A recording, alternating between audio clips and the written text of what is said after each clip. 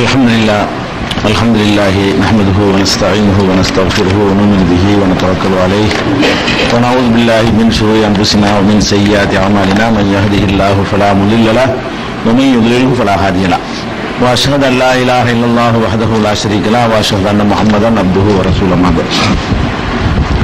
கண்ணியத்திற்குரிய எல்லாம் வல்ல அல்லாஹ் ஜல்ல ஷானஹு தஆலாவின் நல்லடியார்களே, அல்லாஹ்வுடைய பேரருளால் மறைகூறும் இறை தூதர்கள், அதாவது நபிமார்களுடைய வரலாறு என்ற இந்த தொடர் நிகழ்ச்சியை புனித ரமலானிலும் அதன் பிறகு ஒவ்வொரு ஞாயிற்றுக்கிழமையிலும் நாம் தொடர்ந்து அந்த நிகழ்ச்சியில பங்கெடுத்து வருகிறோம்.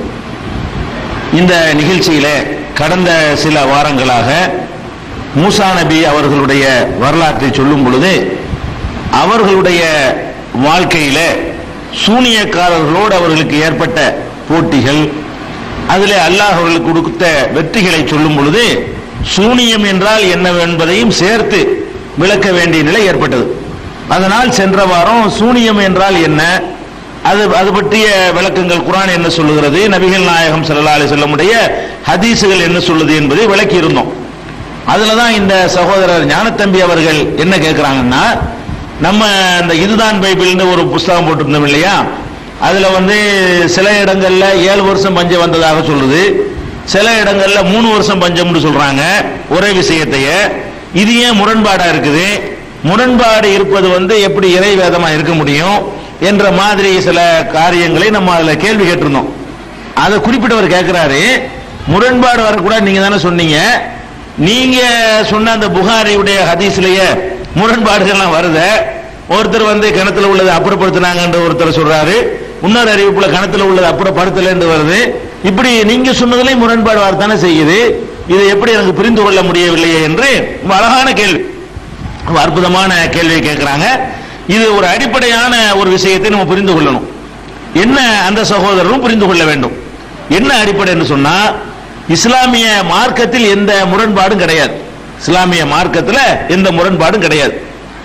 1-2 முரண்பாடு மாதிரி தெரியுமையானால் அது இஸ்லாமிய மார்க்கத்தில் உள்ளது இல்லைன்னு சொல்ற அளவுக்கு இஸ்லாத்தில் அளவுகோல்கள் இருக்கிறது. இதுல அந்த அளவுகள் கிடையாது. இப்ப 3 வருஷ பஞ்சமா 7 வருஷ பஞ்சமா எது சரி தீர்மானிக்க இயலாது. எந்த அளவுகோலை வைத்துக் கொண்டு இது சரி அது தவறு என்று சொல்வது என்பதற்கு எந்த வழிமுறைகளும் வேற வேற நூல்கள்ல பார்க்க இயலாது. இஸ்லாமிய மார்க்கத்தை பொறுத்த வரைக்கும் முதல் அடிப்படையாக திருமறை குர்ஆனை நம்ம ஏற்றுக்கொண்டிருக்கிறோம். திருமறை குர்ஆன் அல்லாஹ்வுடைய வேதம். இந்த அல்லாஹ்வுடைய வேதம் நபிகள் நாயகம் ஸல்லல்லாஹு அலைஹி வஸல்லம் காலத்திலேயே அத்தனை நபித்தோழர்களும் அங்கீகாரம் பண்ணி இதுதான் குர்ஆன் என்று அன்றைக்கே அவங்க பிரதி எடுத்து, அந்த பிரதி இன்னைக்கு வரைக்கும் பாதுகாக்கப்பட்டு இன்றைக்கு வரைக்கும் 2 பிரதிகள் உலகத்தில் அல்லாஹ் மிச்சமாக்கி வச்சிருக்கான். அப்படி ஒரு மூலப்பிரதியோடு இருக்கிற காரணத்தினால அது அல்லாஹ்விடம் இருந்துதான் வந்தது. அதைத்தான் நபிகள் நாயகம் ஸல்லல்லாஹு அலைஹி வஸல்லம் குர்ஆன் என்று நமக்கு சொன்னார்கள் என்பதை சந்தேகத்துக்கு இடமில்லாம உறுதி பண்ணிக்கிறோம். இது குர்ஆனுடைய நிலைமை. குர்ஆன்ல என்னமாவது முரண்பாடு இருக்குன்னா முரண்பாடு கிடையாது. குர்ஆனை பொறுத்த வரைக்கும் முரண்பாடுகள் ஏதாவது ஒண்ணு சொல்லிட்டு அதுக்கு மாற்றமா வேற ஒண்ணு இருக்குமான்னு பாத்தீங்கன்னா மொத்த குர்ஆனை நீங்க தேடி பார்த்தாலும் அப்படியான ஒரு முரண்பாடு இருக்கவே இருக்காது. பாயிண்ட் 1. ஹதீசுகள் என்பது என்ன என்று சொன்னோம்னா, நபிகள் நாயகம் ஸல்லல்லாஹு அலைஹி வஸல்லம் உடைய வாழ்க்கையில் நடந்த செய்திகளை அவர்களுடைய தோழர்கள் அறிவிப்பாங்க. எல்லாரும் சேர்ந்து கொண்டு ஒவ்வொரு செய்தி அறிவிக்க மாட்டாங்க. குர்ஆன் அறிவிச்ச மாதிரி நபிகள் நாயகம் ஸல்லல்லாஹு அலைஹி வஸல்லம் சொன்னார்கள்னு ஒருத்தர் அறிவிப்பாரு, 2 பேர் அறிவிப்பாங்க, அவங்கள்ட்ட இருந்து இன்னும் 2 பேர் கேட்டு அறிவிப்பாங்க, அவங்கள்ட்ட இருந்து இன்னும் 2 பேர் கேட்டு அறிவிப்பாங்க. நபிகள் நாயகம் தான் இதை சொன்னார்கள் என்று உறுதிப்படுத்தக்கூடியவங்க ஒரு ஆளோ 2 ஆளோ இருப்பாங்க. அதிகபட்சமா சில ஹதீசுகளுக்கு 10 பேர் இருப்பாங்க. அவ்வளவு பேரும் சேர்ந்துகிட்டு அறிவிக்கிற மாதிரி ஹதீசுகள் ஒன்னோட இருக்காது. எல்லா சஹாபாக்களும் சேர்ந்து இதைத்தான் ரசூல் ஸல்லல்லாஹு அலைஹி வஸல்லம் சொன்னாங்க என்று அறிவிக்கிற மாதிரி ஹதீஸ் கிடைக்குமான்னு கேட்டா அப்படி ஒரு ஹதீஸுமே இருக்காது. குர்ஆனை பொறுத்த வரைக்கும் என்ன, அல்ஹம்துலில்லாஹி ரப்பில் ஆலமீன் அப்படிங்கிறோம், இது குர்ஆன் தான் அப்படிங்கிறத அன்னைக்கு இருந்து அவ்வளவு சஹாபாக்களும் உறுதிப்படுத்துறாங்க.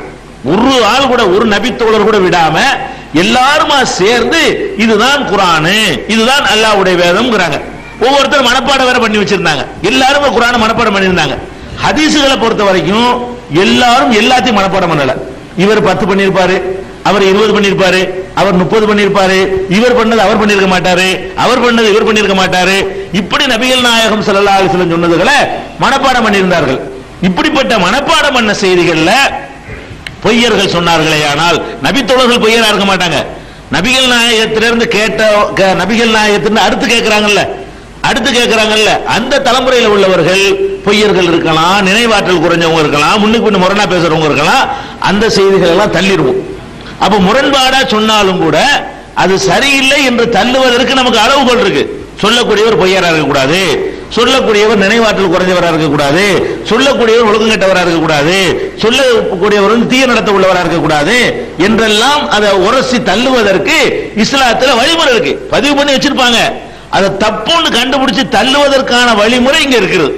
மற்ற மார்க்கங்கள்ல நீங்க பாத்தீங்கன்னா முரண்பாடோட சேர்த்து தான் ஏத்துக்கணும். இந்த ரெண்டில் எதை தேர்ந்தெடுப்பது என்பதற்கு ஒரு அளவுகோலோ ஒரு வழிமுறையோ ஒரு ரூல்ஸோ ஒரு சட்டமோ அந்த ஆதாரத்தின் அடிப்படையில் இருக்காது. இதுதான் இதுல உள்ள டிஃபரெண்ட். இப்ப ரசூல் ஸல்லல்லாஹு அலைஹி வஸல்லத்துக்கு சிஹர் வச்ச மேட்டரை பொறுத்த வரைக்கும் அதுல நம்ம என்ன டவுட் வருது? குர்ஆன்ல தெளிவா இருக்குது, நபிகள் நாயகம் அவங்களுக்கு சிஹர் வைக்க முடியாது, வைக்க சான்ஸே இல்லை என்பதற்கு ஏராளமான சான்று இருக்குது. அப்படிப்பட்ட நேரத்தில் நபிகள் நாயகம் ஸல்லல்லாஹு அலைஹி வஸல்லம் சிஹர் வைத்த அந்த சூனியம் வைக்கப்பட்டதாக சொல்லப்படுமையானால் அந்த செய்தியில முரண்பாடு இருக்கிற காரணத்தினால் அதை நம்ம வந்து தள்ளிடும் போது முரண்பாடு சொல்லக்கூடாது. நாங்க அதையும் ஏத்துக்கிறோம் இதையும் ஏத்துக்கிறோம் சொல்லும் பொழுதுதான் முரண்பாடு வருது. இஸ்லாத்தை பொறுத்தவரைக்கும் என்னன்னு கேட்டா குர்ஆன்ல இருப்பதற்கு மாற்றமா அந்த செய்திகள் இடம்பெற்றிருக்கிறது, அதுக்குள்ளேயே முரண்பாடுகள் அமைஞ்சிருக்கு என்பது நபிகள் நாயகம் ஸல்லல்லாஹு அலைஹி வஸல்லம் காலத்தில் நடந்திருக்க முடியாது, அவங்களுக்கு சூனியம் வச்சிருக்க வாய்ப்பே இல்லை அப்படின்னு சொல்லி நிராகரிச்சிட்டோம்னு சொன்னா முரண்பாடு இல்லை. இப்ப ரெண்டு முரண்பட்ட செய்திகள் இல்லைங்க, ரெண்டையும் சேர்த்து நீங்க ஏத்துக்கிற போது தான் முரண்பாடுமீங்க. முரண்பாடு எப்போ வரும்னு கேட்டா வெள்ளி எப்ப பிறந்தான்னு கேட்கிறோம், வெள்ளிக்கிழமை. அடுத்த நாள் கேட்கிறேன் எப்ப பிறந்தான்னு திங்கக்கிழமைங்கிறான். அடே வெள்ளிக்கிழமையும் பிறந்து திங்கக்கிழமை எப்படா பிறப்ப? இது முரண்பாடு. ஒரு மனிதன் வந்து நீ எப்ப பிறந்தான்னு அவன்கிட்ட போய் கேட்கிறோம், வெள்ளிக்கிழமைங்கிறான். அடுத்த நாள் கேட்கிறோம் திங்கக்கிழமைங்கிறான். இது முரண்பாடு. அடே நீ ஒரு மனுஷன் ஒரு தடவை பிறக்கல, நீ வெள்ளிக்கிழமை பிறந்தியா திங்கக்கிழமை பிறந்தியா? வெள்ளிக்கிழமை. அப்ப திங்கக்கிழமை போய் முடிஞ்சு வச்சப்ப ஒன்னை நிராகரிச்சுட்டு ஒன்னை ஏத்துக்கிட்ட சொன்னா அதுக்கு ஒரு முரண்பாடு இல்ல. ரெண்டையும் சேர்த்து ஏத்துக்கிட்டா முரண்பாடாயிரும். வெள்ளிக்கிழமை தான் பிறந்தாரு, திங்கக்கிழமை தான் பிறந்தாரு என்று சொன்னால் முரண்பாடு. அப்ப இந்த 3 வருஷ பஞ்சமா 7 வருஷ பஞ்சமாவுல 3 வருஷம் கரெக்டா 7 வருஷம் கரெக்டாங்கிறது எந்த ஒரு முடிவும் வரையலாது. 3 வருஷத்தையும் அப்படி ஏத்துக்கணும், 7 வருஷத்தை அப்படி ஏத்துக்கணும். இஸ்லாம் என்ன சொல்லுதுன்னு கேட்டா முரண்பாடுதா குர்ஆனுக்கு மாத்தமா அவ்வளவு விட்டு இருந்தது. அப்ப முரண்பாடு இல்ல. முரண்பாடாக அறிவிக்கப்படுதே தவிர குர்ஆனுக்கு மாத்தமா இருந்தா நம்ம ஏத்துக்கொள்ள மாட்டோம்னு சொல்ற பாருங்க, அப்ப முரண்பாடு இல்ல. இதுதான் அது விளங்கிக் கொள்ள வேண்டிய விஷயங்கள். வேற வேற சமயங்கள்ல உள்ள இந்த முரண்பாடுகள் வந்து முரண்பாட்டையே நம்ப வேண்டி வரும். இஸ்லாத்துல என்ன சொல்லப்படுதுன்னா முரண்பாடு வந்துச்சுன்னு சொன்னா மிக முக்கியமான ஆதாரங்களின் அடிப்படையில் முக்கியம் குறைந்த ஆதாரங்களை விட்டுருங்க, வெயிட் கூடின ஆதாரங்கள் இருக்கும் பொழுது வெயிட் குறைஞ்ச ஆதாரங்கள் வறுமையானால் அந்த ஆதாரத்தினுடைய வலிமைக்கு தகுந்த மாதிரி முடிவு எடுத்துக்கொண்டு இதை 2ஆம் பட்சமா தள்ளிடுங்கன்னு சொன்னால் முரண்பாடு இல்லை. அதனால இதான் அந்த சகோதரருடைய கேள்விக்குரிய பதில் வைங்களேன். அடுத்த டாபிக் வருவோம். அடுத்து என்ன பிரச்சனைன்னு கேட்டா இப்ப இந்த சிஹ்ர் சூனியம் என்பது நபிகள் நாயகம் ஸல்லல்லாஹு அலைஹி வஸல்லத்துக்கு செய்ய முடியல, செய்யப்படவில்லை, அது குர்ஆனுடைய முடிவுக்கு மாற்றம் என்று சொல்லிட்டோம். அது போக இன்றைக்கு சில ஆட்கள் என்ன பண்றாங்க, மார்க்கத்தை அறிந்தவர்கள் உலமாக்கள் மார்க்க அறிஞர்கள் மக்கள்கிட்ட வந்து நோய் நொடி வைத்த வலி தலைவலின்னு அவங்கள்ட்ட போனோம்னு சொன்னா உடனே என்ன பயங்காட்டுறாங்க, உனக்கு சிஹர் வச்சிருக்குது. அவங்க என்ன பண்ணிடுறாங்கன்னு கேட்டா ஒருத்தன் தலைவலின்னு அவர்கிட்ட போனது முதல் தப்பு, நம்ம தப்பு. உனக்கு தலைவலின்னா அது மாத்திரை வாங்கி போகணும், வயிற்று வலினா டாக்டர் தான் போகணுமே தவிர உன்னை மாதிரி ஒரு மனிதர்கிட்ட வந்து போறதுக்கு நியாயம் கிடையாது. அவர்கிட்ட போயிட்டு என்ன பண்றது, வயிற்று வலிக்கிறது. யார்கிட்ட? ஒரு மார்க்க அறிஞர் மத குருமார்ட்ட போய் வயிற்று வலிக்குதுங்கிறீங்க. அவர் என்ன பண்றாரு, அது வந்து உனக்கு அந்த வேப்ப மரத்தில் வச்சிருக்கு, புளிய மரத்தில் வச்சிருக்கு, அவன் வச்சுட்டான் இவன் வச்சுட்டான் அப்படின்னு சொல்லி யாராவது பக்கத்தில் உள்ளவன் சொந்தக்காரனை போட்டு கொடுத்து பணமும் பறிச்சுக்கிறாரு. ரெண்டாவது என்ன நடக்கும்னா உறவு சொந்தம் எல்லாத்தையும் பகையாக்கி விட்டுருவாரு. ஒரு பொதுவாக இந்த பிரச்சனைகள் எப்போ வரும்னா ஆம்பளை பொம்பளை மாட்டெல்லாம் வரும். பொம்பளைகிட்ட ஒழுங்கா ஒருத்தர் நடக்க மாட்டாட்டி அது வேற விஷயங்கள் குடும்பத்தில் பிரச்சனை இருக்குன்னு விளங்கணும். ஒரு ஆண்கிட்ட ஒரு பெண்ணு மனைவி ஒழுங்கா நடக்காட்டாலும் மனைவி விட்ட கணவன் ஒழுங்கா நடக்காட்டாலும் உடனே முடிவு என்னன்னா சூனியம் வச்சுட்டாங்க, உடனே முடிவு என்ன செய்வினை வச்சுட்டாங்கிறது. அந்த நம்பிக்கை நம்மகிட்ட இருக்கிறதுனால அவர்கிட்ட போகாம அஜர்த்துட்ட அவர் என்ன செய்வாரு, ஆமா அவங்களுக்கு வச்சிருக்காங்க. எங்க வச்சிருக்காங்க, கணவன் போனான்னு சொன்னா உன் பொண்டாட்டி வீட்டுல வச்சுட்டாங்கிறது. ஏற்கனவே விரிசலா இருக்கு பாருங்க, அதை நல்லா விரிசலாக்கி விட்டுறது. மனைவி வீட்டுல போய் கேட்டாங்கன்னு வைங்களேன், உன் புருஷன் வீட்டுல வச்சுட்டாங்க, மாமியா தான் வச்சு பிடிச்ச உனக்கு அப்படின்னு சொல்லி போடுறது. ஏற்கனவே வெறுப்பா இருந்துகிட்டு அவங்க பிரிஞ்சு ஒரு நிலையில் இருக்கிறாங்க. இவங்கள்ட்ட போனவன் என்ன பண்றாங்க, இருக்கிறத இன்னும் அதிகமாக்கி விட்டு இன்னும் விரிசல் அதிகமாக்கி விடுற வேலையை செஞ்சிடறாங்க. இப்ப நம்ம ஃபர்ஸ்ட் என்ன பிரச்சனைன்னு கேட்டா இந்த மாதிரி தொழில் செய்யக்கூடியவர்கள், மந்திரம்னு சொல்லி ஏமாற்றக்கூடியவர்கள், அப்படி ஒண்ணு இல்லைன்னு மார்க்க தெளிவாயிடுச்சு. நம்ம அவங்கள்ட்ட கேட்கிறோம், அவங்க இஸ்லாத்தின் பெயரால் இந்த வேலையை செய்யறாங்க பாருங்க. இது யார் செய்யறா? படிக்க தெரியாதவனா, மார்க்கம்னா என்னன்னு தெரியாதவனா? யார் செய்யறா இந்த வேலையெல்லாம்? உலமா என்று சொல்லக்கூடியவர்கள் செய்கிறார்கள் இந்த வேலைகளை. இந்த சூனியத்தை எடுக்கிறோம், அந்த சூனியத்தை வைக்கிறோம் என்று சொல்லக்கூடியவர்கள் யாருன்னு கேட்டீங்கன்னா, 7 வருஷம் மார்க்கத்தை எல்லாரும் இல்ல, சில பேர் 7 வருஷம் நாங்க மார்க்கத்தை படிச்சிருக்கோம்னு சொல்லக்கூடிய அறிஞர்கள்ல ஒரு குறிப்பிட்ட சில விரல் விட்டு எண்ணக்கூடிய 1-2 பேர் என்ன பண்றாங்க, மார்க்கத்தின் பெயரால் தான் இதுகளை எல்லாம் செய்யறாங்க. இப்ப நம்ம என்ன கேட்கிறோம்னு கேட்டா, நபிகள் நாயகம் ஸல்லல்லாஹு அலைஹி வஸல்லம் அவர்களுக்கு சூனியம் வைக்கப்பட்டதாக அந்த ஹதீஸ்கள் இருக்குல்ல, அதை உண்மைன்னு வச்சுக்கிட்டு பேசுவோம், உண்மைன்னு வச்சுக்கிறோம். நபிகள் நாயகம் ஸல்லல்லாஹு அலைஹி வஸல்லம் சூனியம் வைக்கப்பட்டது நபிகள் நாயகத்துக்கு தெரிஞ்சிச்சா? தெரியல. அந்த ஹதீஸ் படியே அந்த செய்தி நம்ம குர்ஆனுக்கு மாத்தங்கற விட்டுட்டோம். அதைத்தானே இவர்கள் ஆதாரமா காட்டுறாங்க. அந்த ஹதீஸ்களை தான் ஆதாரமா காட்டி நபிகள் நாயகத்துக்கு பண்ணிருக்காங்க, மத்தாளுக்கு பண்ண இயலாதா அப்படின்னு சொல்லிதான் மக்களை அந்த தொழிலுக்கு யூஸ் பண்ணிக்கிறாங்க. அவங்கள்ட்ட நம்ம கேட்கிறோம், நபிகள் நாயகம் ஸல்லல்லாஹு அலைஹி வஸல்லம் சூனியம் வைக்கப்பட்டுச்சு என்று சொல்லக்கூடிய அந்த ஹதீஸ்ல அது ஏற்றுக்கொள்ளத்தக்க ஹதீஸ் இல்ல, அது சரின்னு வைத்துக்கொண்டு அது ஆதாரமா எடுத்துக்கொண்டோமே, ஆனால் அவர்களுக்கு என்ன விளங்கல, அவங்களுக்கு ஏன் நமக்கு இப்படி இருக்குன்னு விளங்கல. அல்லாஹ்ட்ட துஆ செய்தார்கள், மேலும் துஆ செய்தார்கள், சும்மதா மேலும் துஆ செய்தார்கள். ஜிப்ரீல் சொல்ல பிறகுதான் நமக்கு சூனியம் அவங்களுக்கு தெரியுது. அந்த சம்பவத்தின்படியே எந்த சம்பவத்தை இவர்கள் ஆதாரமா காட்டுறாங்களோ அந்த சம்பவத்திலேயே நபிகள் நாயகம் ஸல்லல்லாஹு அலைஹி வஸல்லம் அவர்களுக்கு சூனியம் வைக்கப்பட்ட செய்தி தெரிந்து கொள்ள முடியவில்லை. யார் சொல்லித்தான் தெரியுது? ஜிப்ரீல் அலைஹிஸ்ஸலாம் அல்ல 2 மாணவர்கள் தங்களுக்குள்ள பேசிக்கிறத வைத்துத்தான் நபி ஸல்லல்லாஹு அலைஹி வஸல்லமே அந்த செய்தியை தெரிந்து கொண்டார்கள் என்பதுதான் இவங்க சூனியத்துக்கு ஆதாரமா வைக்கிறாங்களே அந்த ஹதீஸ்ல இருந்து விளங்கக்கூடிய செய்தி. இப்ப நம்ம என்ன கேட்கிறோம்னா, இப்ப சூனியம் வச்சு உனக்கு எப்படி தெரியும்? இப்ப ரசூல் ஸல்லல்லாஹு அலைஹி வஸல்லத்துக்கு எந்த ஹதீஸ்ல ஆதாரமா காட்டி அதுல நின்று பேசுவோம். ரசூல் ஸல்லல்லாஹு அலைஹி வஸல்லத்துக்கு சூனியம் வைக்கப்பட்டதை ரசூல் ஸல்லல்லாஹு அலைஹி வஸல்லம் கண்டுபிடிக்க இல்ல, அல்லாஹ்விடமிருந்து வஹி தான் கண்டுபிடிக்கிறாங்க அந்த அந்த சம்பவத்தின் பிரகாரம். அப்ப நீ இப்படி ஒரு மனிதன் வைத்தவளின்னு உன்கிட்ட வந்தா அவனுக்கு வச்சது சூனியம் தான் உனக்கு எப்படி தெரியும்? ஃபர்ஸ்ட் எப்படி உனக்கு தெரியும்? வஹி வந்தா உன் தலைமாட்டில் உட்கார்ந்து ஜிப்ரீல் மீகாயில் பேசிக்கிட்டாங்களா, 2 மாணவர் பேசிக்கிட்டாங்களா, அதை கேட்டுப்பட்டு கண்டுபிடிச்சியா? அப்ப இந்த மார்க்க அறிஞருக்கு எப்படி தெரிஞ்சிச்சு? சூனியம் வைக்கப்பட்டது அவர் கண்டுபிடிக்கிறாரு, அதை மட்டும் கண்டுபிடிக்கல, யார் வச்சாருன்னு சேர்த்து கண்டுபிடிக்கிறார். யாரு? இந்த மார்க்க அறிஞர் யார் வச்சிருக்கா தெரியுமா? இன்னார் தான் அப்படிங்கிறாரு. அதோட நிப்பாட்ட மாட்டேங்கிறாரு, இந்த இடத்துல வச்சிருக்கு. இவர் ஏற்கனவே கொஞ்சம் ஒரு இடத்துல போசி வச்சுட்டு வந்துருவாரு, எடுக்க போறேன்னு போய் அதை திருப்பி எடுப்பாரு. இந்த இடத்துல தான் வச்சிருக்கு, இந்த பொருள்ல தான் வச்சிருக்கு என்று சொல்லி இந்த சூனியத்தை எடுக்கிறோம்னு பிசினஸ் பண்றானே இந்த ஆட்கள் எல்லாம் இவ்வளவு டீடைல்ஸையும் மக்களுக்கு சொல்றது நீங்க பாக்குறீங்க.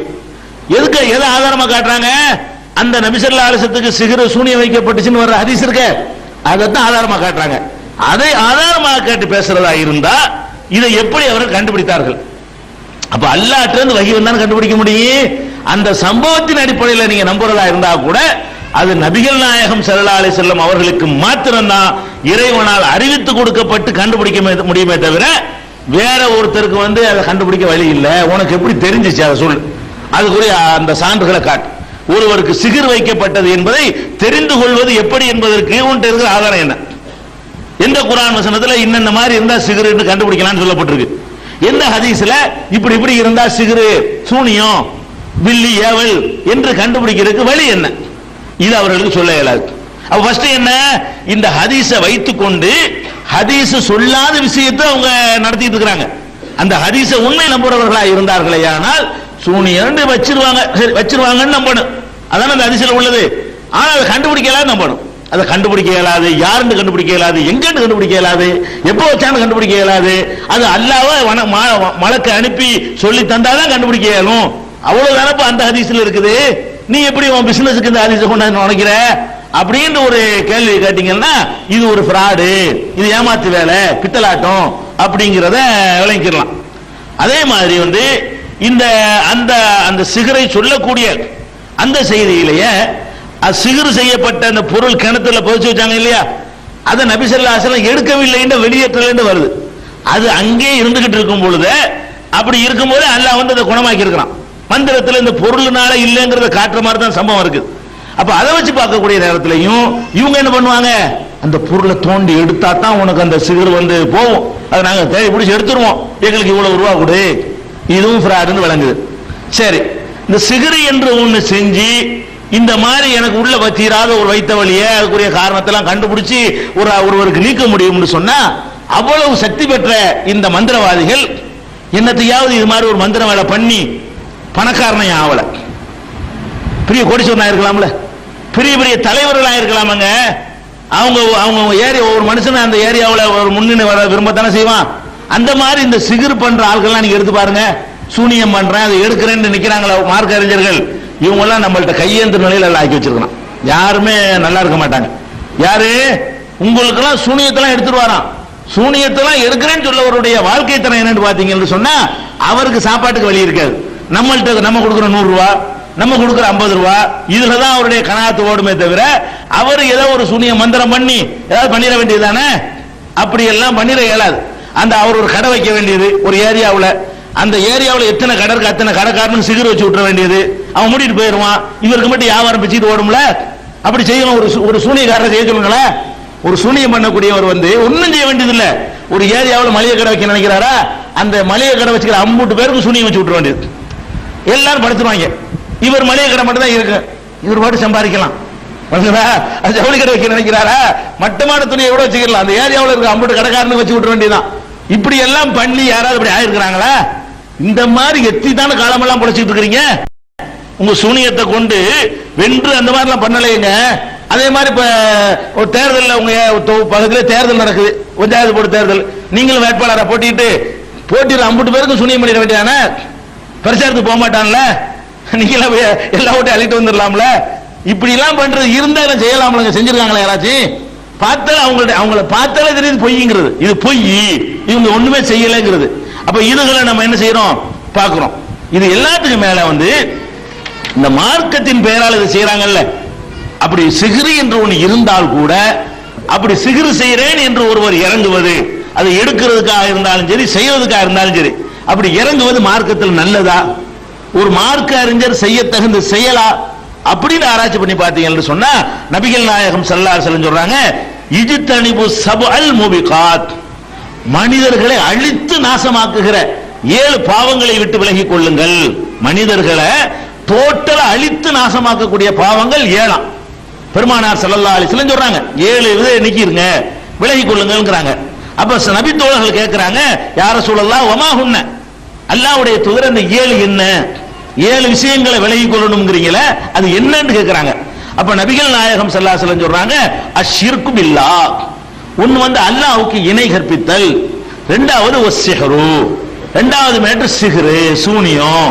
இந்த சூனியம் என்பதை டோட்டலா விலகிக் கொள்ளுங்கங்கறாங்க. விலகிக் கொள்ளுங்கள்னா என்ன அர்த்தம்? இந்த சூனியம் செய்யறேன், நான் எடுக்கிறேன், நான் சூனியம் படிக்க போறேன் அப்படிங்கிற மாதிரியான பேச்சுக்கள்ல யார் இறங்கினாலும் சரி, அவர்கள் ஷிர்க்குக்கு அடுத்தபடியாக, இன்னும் சொல்ல போனா கொலைக்கு முந்தி வருது. 2வது இடத்துல ரசூல் ஸல்லல்லாஹு அலைஹி வஸல்லம் சொல்றாங்க. அப்படி சொல்லக்கூடிய ஹதீஸ்கள் புகாரியில 2767வது ஹதீஸ், 5764வது ஹதீஸ், 6857வது ஹதீஸ், 3 இடத்துல சஹீஹுல் புகாரியில வருகிறது. சிஹ்ர் என்பது இணை வைத்தலுக்கு அடுத்தபடியான பாவம், மனிதனை அழித்து நாசமாக்குகிற 7 பாவம் என்ன, அதை கூட தெரிஞ்சுக்கலாம் தகவலுக்காக வேண்டி. இணை கற்பித்தல், சூனியம் செய்தல், கொலை செய்யறது, நியாயமின்றி கொலை செய்தல், வட்டியை சாப்பிடுறது, அனாதைகளுடைய பொருள்களை சாப்பிடுறது, யுத்தத்தில் களத்தில் நிற்கும் பொழுது புறமீதுகிட்டு ஓடுவது, கற்புடன் நடக்கக்கூடிய பெண்கள் மீது பழி சுமத்துறது என்று 7 பாவங்கள். அந்த 7 பாவங்களை விட்டு நீங்கள் 7 அழித்து நாசமாக்கி இருக்கிறாங்க. இந்த 7 காரியங்களை செஞ்சீங்கன்னா உங்களுடைய நல்லவரம் ஆமல்கள் எல்லாத்தையும் அழிச்சு நாசமாக்கி இருக்கிறாங்க. ஒரு மார்க்க அறிஞர் என்று சொல்லக்கூடியவர் இதை நான் சிகர் வைக்கிறேன், சிகர் எடுக்கிறேன்னு சொன்னார்னா அவர் யார்? மார்க்க அறிஞரா? உனக்கு என்ன கட்டளை? நீ அதிலிருந்து விலகிக் கொள்ள வேண்டும் என்று இஸ்லாம் கட்டளை எடுக்கிறது. அதை இவர் தொழிலா செய்யறேங்கிறாரு. அதை விலகிக் கொள்ள சொல்லக்கூடிய ஒரு மார்க்கத்தில் அதை நான் தொழிலாக செய்கிறேன் அப்படின்னு சொல்றாரு. இன்னும் சொல்வதாக இருந்தால், இந்த சிஹ்ர் இருக்கு பாருங்க, அது பாவத்தில் கூட இஸ்லாம் சேர்க்கல. எதுல சேர்க்க தெரியுமா?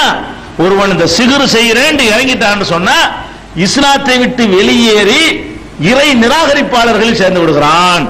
சாதாரண குற்றம் கிடையாது. கொலை செஞ்சா கூட அவன் இறை நிராகரிப்பாளர் ஆகிட மாட்டான், பாவியாத்தான் ஆவான்.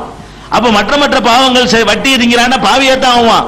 இந்த சிஹ்ர் செய்யறவன் என்ன ஆயிடுறான்னு கேட்டா மார்க்கத்தினுடைய தீர்ப்பு, அவன் முஸ்லிம் அல்ல, நான் சிகர் பண்ற மார்க்க அறிஞர் செய்யறாரு, மார்க்கம் சொல்ல முஸ்லிமே இல்லைங்குது. மார்க்க அறிஞர் ரெண்டாவது வருவோம்.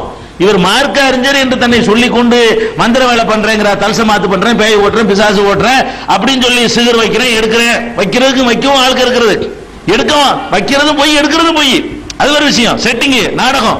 அப்படி வைக்கிறேன் எடுக்கிறேன் யாரெல்லாம் செஞ்சுட்டு இருக்கிறானோ, மக்களை ஏமாத்தி கொண்டிருக்கிறானோ அவன் முஸ்லிம் இல்ல. குர்ஆன் சொல்லுது. எங்க சொல்லுது? சூரத்துல் பக்கராவுல 2வது அத்தியாயத்துல 102வது வசனத்தை எடுத்துக்கிட்டீங்கன்னா, வலாக்கின்ன ஷயாத்தீன கஃபரு யுஅல்லிமூன அன்-நாஸ சிஹ்ர, ஷைத்தான்கள் இந்த சூனியம் என்பதை கற்றுக் கொடுத்து அவர்கள் காபிராகி விட்டார்கள். மக்களுக்கு சூனியத்தை சொல்லிக் கொடுத்து காபிராகி விட்டார்கள்ங்கறான். அப்ப சூனியத்தை சொல்லிக் கொடுத்து காபிராகி விட்டார்கள் என்ன அர்த்தம்? சூனியத்தை சொல்லிக் கொடுக்கிறது, சூனியம் என்பது ஒரு குஃப்ர்ல, இறை நிராகரிப்புல சேர்க்கக்கூடிய ஒரு குற்றம், இஸ்லாத்தை விட்டு வெளியேற்றுகிற குற்றம் வழங்குகிறது. அதே இதிலே வருகிறது, அதே ஆயத்திலே 202 ஒமா கஃபர சுலைமானும், சுலைமான் காபிராக இருந்ததில்லை. சுலைமான் நபி இருக்கிறாரே, அவர் தான் இந்த சிகரை எல்லாம் சொல்லி தந்தார்னு சொல்லி தான் ஏமாத்திட்டு இருந்தாங்க. அன்னைக்கு இருந்த யகூதிகள் வந்து சுலைமான் நபி தான் எங்களுக்கு எல்லாம் குறி அத்தாரிட்டி, அவர் வழியா தான் நாங்க இந்த சிகரை படிச்சுக்கிட்டு நாங்க செய்யறோம் அப்படின்னு அந்த மக்கள் வந்து ஏமாத்திக்கிட்டு இருந்தாங்க. அதுக்கு அல்லாஹ் மறுப்பு சொல்றான், ஒமா கஃபர சுலைமான், சுலைமான் காபிராக மாட்டார், அந்த வேலையில செய்ய மாட்டார. அப்ப சிகிர் செய்யற வேலையை குஃப்ருங்கறான்ல, சிகிர் செஞ்சாருன்னா காபிரா இருப்பாரு. சுலைமான் நபி காபிராவர் வேலையெல்லாம் செய்ய மாட்டார், ஒரு காலத்துல அப்படி செஞ்சதில்லை. அந்த சிகர் அவர் சொல்லி தரலங்கிறதெல்லாம் எப்படி சொல்றான்னு கேட்டா, சுலைமான் நபி நிராகரிப்பவராக இருந்ததில்லை அப்படின்னு சொல்லி காட்டுறான். அதுலயே அந்த சிகரை வந்து சில பேர் கற்றுக் கொடுத்தாங்கல்ல சைத்தான்கள், அவங்களே என்ன சொன்னாங்க? அதே வசனத்தில் இருக்கிறது, இன்னமா நஹனு ஃபித்னத்துன் ஃபலா தக்ஃபுர், நாங்கள் ஒரு சோதனையா வந்திருக்கிறோம், நீ இந்த நிராகரிப்பாளன் ஆகிறாதே என்று சொல்லிட்டு தான் கற்றுக் கொடுத்தாங்களாம். அதை படிச்சா நிராகரிப்பான். இந்த சிகருங்கிறத படிச்சோம்னு சொன்னா உடனே காபிர் ஆயிடுவான் அவன் அப்படிங்கிற கருத்தை வந்து 102வது வசனத்துல சொல்லி காட்டுறான். இன்னும் சொல்ல போனா, வலகத் அலிமு லமன் இஸ்தராஹு மாலஹு ஃபில் ஆখিরাতি மின் ஹலாக், அதே வசனம் 202 அல்லாஹ் சொல்றான், யார் இந்த சூனியத்தை அப்படி ஒரு கலையை கற்றுக்கொள்கிறார்களோ அவர்களுக்கு மறுமையில எந்த பாக்கியம் இல்லை. மறுமையில யாருக்கு பாக்கியம் இல்லாம போகும்? காபிருக்கு தான் பாக்கியம் இல்லாம போகும். கொஞ்சமாச்சு கடைசியா சொர்க்கத்துக்கு போயிடுவான். முஸ்லிமா இருந்தான்னா, மூமினா இருந்தான்னு சொன்னா தண்டனை அனுபவிச்சுட்டாவது கடைசியாவது போயிடுவான். இவர்களுக்கு என்னவா? மாலஹு ஃபில் ஆখিরাতি மின் ஹலாக், ஆகிரத்தில் ஒரு நசீபும் அவர்களுக்கு இல்லை. யாருக்கு? இந்த சிகிர் செய்யற இந்த மந்திரவாதி ஆலிம்சாக்கள் இருக்காங்களே, இவங்க எல்லாம் முஸ்லிம் இல்லைன்னு அல்லாஹ் டிக்ளேர் பண்றான். இவங்க எல்லாம் மறுமையில எந்த பாக்கியம் இல்லைன்னு அல்லாஹ் டிக்ளேர் பண்றான். நபிகள் நாயகம் ஸல்லல்லாஹு அலைஹி சொல்றாங்க, மிகப்பெரிய பாவங்கள்ல ஒரு பெரிய பாவத்தை அவன் செய்யறான்னு சொல்றாங்க. இப்படிப்பட்ட ஒரு வேலையை மார்க்க அறிஞர் செய்யலாம். ஃபர்ஸ்ட் கேட்க வேண்டிய கேள்வி அதான், நீ ஒரு மார்க்க அறிஞர் இல்லையா? மார்க்கத்தின் அடிப்படையில் நீ செய்யலாம், நீ வந்து எங்கள்கிட்ட ஏமாத்த பாக்குற, உன்னைய முஸ்லிமா சேர்க்க கூடாது எங்களுக்கு மார்க்கம் சொல்லுது. அவனையே மார்க்கத்தை வெளியேற்றிட்டீங்கன்னு சொன்னா அப்புறம் அது செய்யற வாசல் அடிபட்டு போயிருமே. இஸ்லாத்தின் பேர்ல உங்களை ஏமாத்துறா, அப்படி யார்கிட்ட கேட்பீங்க? அப்புறம் அப்ப இல்லைங்கிறது அவளுக்கு இன்னும் உறுதியாகுது. இதை செய்யறவனை எல்லாம் இஸ்லாத்தை விட்டு அல்லாஹ் வெளியேற்றுறான்னு சொன்னா அப்படின்னா என்ன அர்த்தம்? அப்படி ஒண்ணு கிடையாது. இந்த மாதிரி செய்யறதுக்கு யாராவது வந்தாருன்னா நீ இஸ்லாத்தை விட்டு வெளியே போயிட்டேன்னு இஸ்லாம் ஜட்ஜ்மெண்ட் பண்ணுது. இஸ்லாத்தை விட்டு அவர் வெளியே போயிட்டாருன்னு சொன்னா அப்புறம் எப்படி யார்கிட்ட போய் நீங்க சிகரை பார்ப்பீங்க? இதெல்லாம் பொய்ங்கிறது வந்து உளவு தெளிவான முறையில் விளங்குகிறது. இதுதான் சிகரை பற்றி தெரிந்து கொள்ள வேண்டிய விஷயம். இது எல்லாத்துக்கும் மேல ஒண்ணு சொல்றோம், இப்படிலாம் ஒண்ணு இருந்தா முதல்ல எனக்கு தானங்க செய்வாங்க, நான் தானங்க சுத்திக்கிட்டு இருக்கிறேன், நான் தான் ஊரா போய் இந்த சிகர் தொழில்களாம் இடைஞ்சல் பண்ணனா இல்லையா? 20 வருஷமா எவ்வளவு இடைஞ்சல் பண்ணிட்டு இருக்கிறேன், பிசினஸ் எல்லாம் ரொம்ப அடிபட்டு போயிருக்குது. அப்ப எனக்கு செஞ்சு காட்டுங்க, நான் சவால் வர்றேன்ல, என்ன வேணும் உங்களுக்கு? சட்டை வேணுமா, வேர்வை வேணுமா, அல்ல தலைமுடி வேணுமா, என்ன வேணும் தர்றேன், நானே வழியை தர்றேன். அவர் யாராவது இருந்தா கேட்டுவாங்க, நானே தந்துடுறேன், கள்ளத்தனமா கூட இருக்க வேண்டியது இல்ல, எனக்கு செய்ய சொல்லுங்க பார்ப்போம். அப்படிலாம் நடக்க அப்படி ஒரு சக்தி எல்லாம் மனுஷனுக்கு கொடுக்கல. ஒண்ணு அறுவாலை விட்டு வெட்ட முடியும், கொத்த முடியும், விஷத்தை கொடுத்து சாவடிக்க முடியுமே தவிர மந்திரத்தில் ஏதாவது செய்யணும்னா அப்படியே சவாலை விடலாம். யாரும் சவாலை விடலாம், நான் மந்திரத்தில் அப்படி பண்ணி இப்படி பண்ணிடுவேன்னு சொன்னா முடியாத செஞ்சுக்கிறான்னு சொல்லி சவால் விடலாம். அறுவாலை வெட்டுவோம் கொத்துவானா நான் அதுக்கு தகுந்த மாதிரி செக்யூரிட்டியா இருந்துக்கிடுவேன், அதான் செய்ய முடியுமே தவிர ஒரு சாதனமும் இல்லாம என்னத்தையாவது சொல்லி ஏதாவது பண்ணி செஞ்சிடலாம் நினைச்சீங்கன்னு சொன்னா அது மார்க்கத்தில் இல்லை. நாங்க அறைகூவலை விடுகிறோம். இந்த மாதிரி பில்லி சூனியம் ஏவல்னு சொல்லக்கூடியவர்கள் யாராவது இருந்தா அவர்களுக்கு ஒரு அறைகூவலாகவே நம்ம விடுறோம். முதல்ல எங்களுக்கு செஞ்சு காட்டு, நாங்க எல்லா வகையிலும் உனக்கு ஒத்துழைக்கிறோம், உனக்கு என்னென்ன வேணுமோ செய்யறோம். அதெல்லாம் நடக்கவே நடக்காது. 100% நம்பணும். சில விஷயங்கள், சில நோய்கள் நமக்கு வரும், காரணங்களை டாக்டர்கள் கண்டுபிடிக்க முடியாம போகும். அதெல்லாம் உண்மை. மனோதத்துவ ரீதியா சில பிரச்சனைகள் உள்ளுக்கு இருந்துச்சுன்னு சொன்னா எந்த டெஸ்ட்டுக்கு நிக்காது. ஆனா நம்ம மனசுல பாதிக்கப்பட்டிருந்தோம்னு சொன்னா நோய் இருக்கிற மாதிரி தெரியும். அதுக்கு பார்க்க வேண்டியது மனோதத்துவ நிபுணர்களை, அது மாதிரியான நிபுணர்களை பார்த்தீங்கன்னா அந்த ட்ரீட்மெண்ட்ல சரியாயிரும். அது நான் எக்ஸ்ரே பார்த்தேன் ஒன்னையும் காணா, டெஸ்ட் பார்த்தேன், பிளட்டை பார்த்தேன் ஒன்னையும் காணா, ஆனாலும் வயிற்று வலிக்குது அப்படின்னு அர்த்தம். அப்ப நீங்க மருத்துவத்துல கண்டுபிடிக்க இல்லைன்னு சொன்னா வேற விதமான மருத்துவத்தில் இத்தனை வெரைட்டிஸ் இருக்கு. அந்த வெவ்வேறு வெரைட்டிகள்ல போய் பாத்தீங்கன்னு சொன்னா அதை கண்டுபிடிச்சிக்கலாம். அதுக்காக வேண்டி இந்த மாதிரி ஏமாத்து பேர்கள்ட்ட போய்கிட்டு காசையும் பறி கொடுத்து ஈமானையும் பறி கொடுத்து சொந்த பந்தங்களுக்கு உள்ள பகையும் உண்டாக்கி இப்படி போய் ஓடக்கூடிய ஒரு மார்க்கத்தால நமக்கு தரல. நமக்கு அறிவுபூர்வமாக மனிதனுக்கு எந்த கேடும் தராத பின்பற்றுவதற்கு எளிதான ஒரு மார்க்கத்தை எல்லாம் தந்திருக்காங்கிறத கவனத்தில் வைத்துக் கொள்ளணும். சிகிர் மேட்டரை இதோடு முடித்துக் கொண்டு மூசா நபி வரலாறு நம்ம திரும்பிடுவோம். சிகிர் போதும், எல்லா வாரம் முழுமையான அளவுக்கு சொல்லியாச்சு. அடுத்தபடியாக மூசா அலைஹிஸ்ஸலாத்து வஸ்ஸலாம் அவர்கள் அந்த மக்களிடத்தில் சூனியக்காரர்கள்ட்ட போட்டி வைக்கப்படுகிறது. போட்டியில் அவர்கள் ஜெயித்து விடுகிறார்கள். இது வரைக்கும் நம்ம பார்த்துட்டோம். போட்டி வைக்கப்படுது, ஜெயிச்சிடுறாங்க. அந்த சூனியக்காரர்கள் வந்தாங்க பாருங்க, அவங்களே நம்ம வித்த காட்டுறோம், அவர் நெசத்து செஞ்சுக்கிட்டு இருக்கிறாரு என்று விளங்கி இஸ்லாத்தை ஏற்றுக்கொள்றாங்க. மூசா நபியை ஏற்றுக்கொள்கிறார்கள் என்றது வரைக்கும் நம்ம வரலாறை பார்த்திருக்கிறோம். அடுத்தது மூசா நபி வரலாறில் தெரிந்து கொள்ள வேண்டிய ஒரு விஷயம் ஃபிரௌனுடைய மனைவியை பற்றி ஒரு செய்தி. ஏன்னா மூசா நபியுடைய காலத்தில் நடக்கிற சம்பவமா இருக்கிறதுனால ஃபிரௌன் மூசா நபியுடைய வில்லன் எதிரி யாருன்னு கேட்டா ஃபிரௌன். இந்த ஃபிரௌன் என்பவன் அவ்வளவு பெரிய கொடுமைகள்லாம் பண்ணிட்டு இருக்கிறான். ஆனா அல்லாஹ் என்ன பண்றான்னு கேட்டா அவன் குடும்பத்திலேயே அந்த ஏகத்துவத்துக்கு ஆளை உண்டாக்குறான். அவனுடைய மனைவியவே ஃபிரௌனுக்கு எதிராக அல்லாஹ் திருப்புறான். எப்படி திருப்புறான்னு கேட்டா இவன் வேற வேற கொள்கையை செஞ்சா கூட திருப்பி இருக்க இயலாது. இவனுடைய வாதம் என்னன்னு கேட்டா நான் தான் கடவுளுங்கிறான். ஃபிரௌனுடைய வாதம் என்ன, அது இது கடவுள் அது கடவுள்னா கூட இவனை கண்டுபிடிச்சிருக்க இயலாது. இவனுடைய வாதம் என்னவா இருந்துச்சுன்னு சொன்னா நான் கடவுள்னு வாதம் பண்ண, ஆனா ரப்புக்கும் இல்ல ஆளாண்டான், நான் தான் உங்களுக்கு பெரிய கடவுள்னு சொன்னான். மா அலிம்துலக்கும் மின் இலாஹின் கைரி, என்னை தவிர வேறு கடவுள் உங்களுக்கு இருப்பதாக எனக்கு தெரியலண்டான். இப்படி மக்கள்கிட்ட சொல்லிட்டு இருந்ததுனால இது பொண்டாட்டிக்கு தான் கரெக்டா தெரியும். ஒருவன் கடவுள் வாதம் பண்றான்னு வைங்க, உலகத்துக்கெல்லாம் கடவுள் வாதம் பண்ணி ஏமாத்திட்டு போயிடலாம்.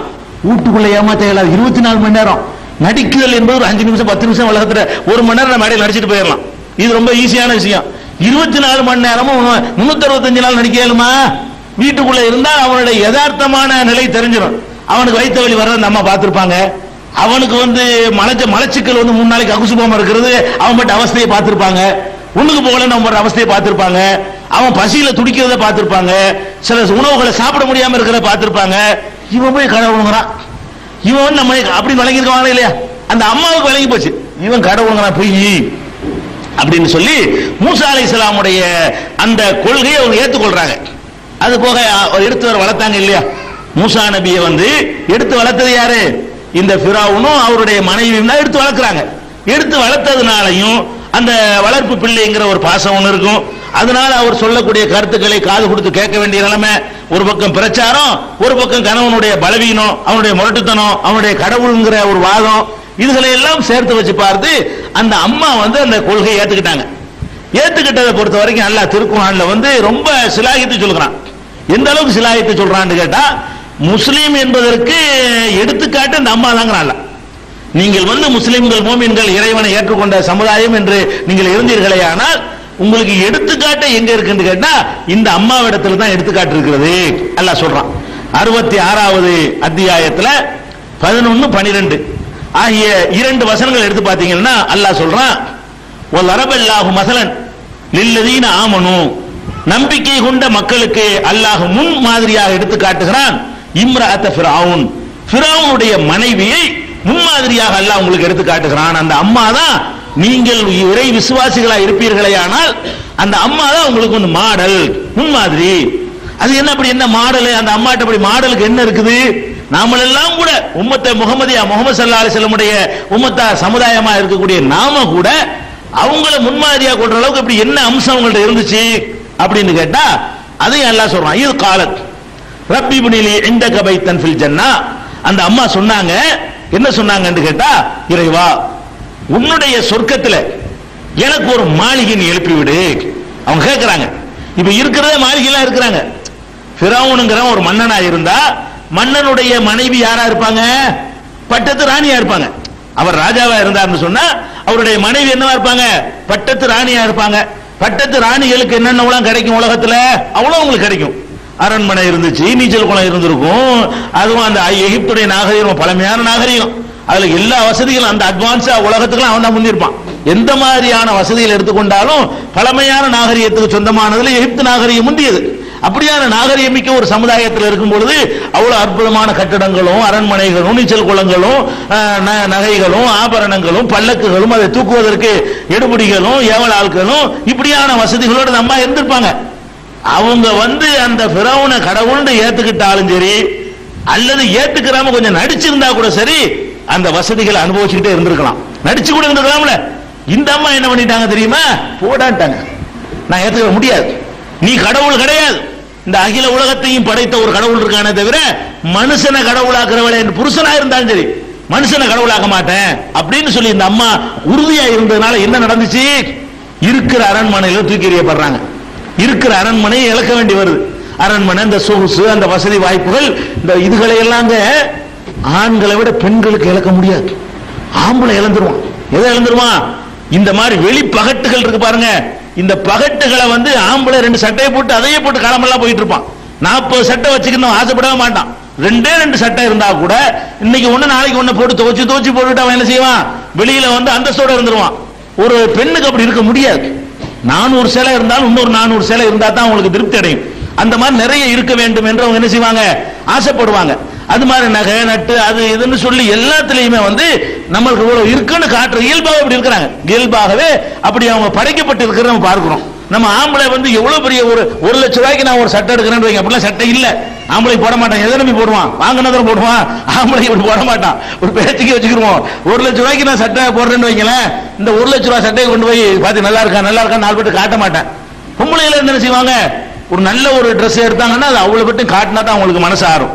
அவங்கள சேர்ந்த அந்த அத்தனை தோழிகள்கிட்டையும் அவங்க சொந்தக்காரங்கள்ட்டையும் அக்கம் பக்கத்து வீட்டுல அதை காட்டலன்னா மண்டை வெடிச்சு போயிடும். இது சிரிக்கிறதுக்கு சொல்லல, யதார்த்தமா உள்ள ஒரு சுபாவம். அவங்கள்ட்ட அப்படி வேற உண்ணுவது திங்கிறது எல்லாம் பெருசா ஆம்பளை மாதிரி நாட்டம் காட்ட மாட்டாங்க. இவன் தான் 1/2 கிலோ கறி முட்டு திம்பா, அதெல்லாம் அதுல விருப்பம் கிடையாது அவங்களுக்கு. உண்பது இந்த மாதிரி விஷயத்துல தியாகம் பண்ணிடுவாங்க. வெளி பகட்டுகள்ல அவங்களுக்கு தியாகம் பண்ண முடியாது. ஆம்பளைக்கு நாக்குல தியாகம் பண்ண இயலாது. அப்ப அந்த மாதிரியான ஒரு அம்சம் ஒவ்வொருத்தருக்கும் ஒரு பலவீனம். அவங்களுக்கு ஒண்ணு கொடுத்து உங்களுக்கு ஒண்ணு நல்லா கொடுத்து வச்சுக்கிறான். அப்ப இப்படி எல்லாம் இருக்கக்கூடிய நேரத்துல இந்த அரண்மனை இழக்கிற ஒரு பெண்ணுக்கு மனசு வருமா? எத்தனை வகை வகையா அணிஞ்சிருப்பாங்க, எத்தனை வகை வகையா ஆபரணங்களை போட்டிருப்பாங்க, எத்தனை வகை வகையான வசதிகள் அவங்களுக்கு இருந்திருக்கு. இதையெல்லாம் நாம இவனை எதிர்த்தோம்னு சொன்னா போயிரும் என்று தெரிந்து கொண்டே எதிர்த்தாங்க. அப்ப அதை எதிர்த்து என்ன பண்ற? ஏன் எதிர்த்தாங்க தெரியுமா? அவங்க கணக்கு பண்ணாங்க, இந்த அரண்மனையை விட இன்னொரு அரண்மனை இருக்குது. அவங்க என்ன கணக்கு பண்ணாங்களா? இந்த உலகத்துல இவன் கட்டி இருக்கிற அரண்மனையை விட இறைவன் எனக்கு பின்னாடி தரப்போறான ஒரு அரண்மனை அது பெருசு. அதான் சொன்ன, அதுலதான் முன்மாறிக்கிறான். எதுல முன்மாறி தெரியுமா? இது காலத் ரப்பி பினிலி இந்தக பைத்தன் ஃபில் ஜன்னா, இறைவா சொர்க்கத்துல உன் பக்கத்துல எனக்கு ஒரு மாளிகை தந்துரு. இது வேணாம், இது நான் இலக்க தயாரா இருக்கிறேன், அது எனக்கு வேணும், அதை இலக்க நான் தயாரா. இதுக்கு ஆசைப்பட்டுக்கிட்டு அங்க கிடைக்கிற அந்த சுகத்தையும் சொகுசுகளையும் அந்த இன்பங்களையும் நான் இலக்க தயாராக இல்லை என்று சொல்லி அவங்க பிரார்த்தனை பண்றாங்க. ஒண்ணு. இரண்டாவது, வனஜ்ஜினி மின் ஃபிரௌன வ அமலிஹி வனஜ்ஜினி மினல் கௌமில் ஆலிமீன், இந்த ஃபிரௌனை விட்டும் இவனுடைய சித்திரவதையை விட்டும் இந்த அநியாயக்கார கூட்டத்தை விட்டும் என்னை காப்பாத்துங்கறாங்க. அப்ப சித்திரவதை பண்ணிருக்கான்னு விளங்குது. அதுல என்ன விளங்குதுன்னு கேட்டா, அநியாயக்கார கூட்டத்திலிருந்து காப்பாத்துன என்ன அர்த்தம்? அரண்மனை சுகத்தை இழக்கிறாங்க, துன்பத்தை வேற சுமக்கிறாங்க. இருக்கிற இன்பத்தை இழந்துட்டு இல்லாத துன்பத்தை சுமக்கிறது என்பது சின்ன விஷயமா? இந்த 2 விஷயத்துல இந்த அம்மா மாடலா இருக்கிறாங்க. நீ மூமினா இருந்தால் இந்த உலகமா அந்த உலகமா என்று உன் முன்னாடி கேள்வி எழுப்பப்பட்டால் இந்த உலகத்தை தூக்கி எறிஞ்சிட்டு அந்த உலகத்தை ஏற்றுக்கொள்ள நீ தயாரா இருக்கிறியா? அப்ப நீ மூமின், அப்ப நீ முஸ்லிம். இந்த உலகத்தில் ஏற்படுற துன்பமா அந்த உலகத்தில் ஏற்படுற துன்பமா என்ற கேள்வி வரும்பொழுது எல்லா நேரத்திலையும் இப்படி செய்ய வேண்டியதில்லை. இருக்கிற ஊடு வாசலாம் இடிச்சு தெருவுலிங்க சொல்லல, இதை எடுத்தால் அது போயிரும், அதை எடுத்தால் இது போயிரும் என்ற நிலைக்கு உன்னை தள்ளப்படும் போது, அப்படி ஒரு நிலைமை வரும் பொழுது எனக்கு இதை விட அதான் வேணும் நீ முடிவெடுத்தேன்னு சொன்னா நீ மூமின். இங்க ஒரு துன்பம் வருது, இதை சகிச்சுக்கிட்டா அங்க துன்பம் இல்லாம போயிடும். இந்த துன்பம் வேணான்னு நினைச்சுக்கிட்டு ஓடணும்னு சொன்னா அங்க துன்பம் கிடைக்கும். இதுல எதை நீ தேர்ந்தெடுக்கிற என்ற கேள்வி முன்னாடி வைக்கப்பட்டால் இங்க உள்ள துன்பத்தை தேர்ந்தெடுத்துக்கிறேன், நான் அங்க துன்பப்பட தயாரா இல்ல, மறுமையில நியாய தீர்ப்பு நாள்ல நான் துன்பப்பட மாட்டேன் அப்படின்னு நம்ம முடிவு எடுத்தோம்னா நம்ம மூமின், நம்ம முஸ்லிமு, நம்ம இறை விசுவாசி, இறைவனை நம்பிக்கை கொண்டவர்கள். இந்த அம்மாட்ட இதான் பாடங்கிறாங்க. இந்த அம்மாவிடத்துல அவ்வளவு பெரிய பாடம், அவ்வளவு பெரிய வசதி சொகுசுகளோட இருந்துட்டு இந்த மாதிரி தூக்கி எறிஞ்சாங்களே. இன்னைக்கு நல்ல மனுஷன் கெட்டு போறதுக்கெல்லாம் கூட இந்த மனைவி ஏற்ற இந்த சொகுசின் மீது இருக்கிற ஆசனங்க காரணம். ஒழுங்கு ஆபீஸ்ல வேலை பார்த்துட்டு இருப்பான், இந்த அம்மா கொடுக்குற சாவி கொடுத்து அங்க பத்தியா ஃப்ரிட்ஜ் பத்தியா அடுத்த வீட்டுல, அங்க பத்தியா பூட்டி வாங்கிட்டாங்க, இங்க பாரு ஏசி எல்லாம் போட்டாங்க, நீ என்ன சும்மா இருக்கிற லஞ்சம் வாங்கிடுவான். நல்லதான் போயிட்டு இருப்பான்.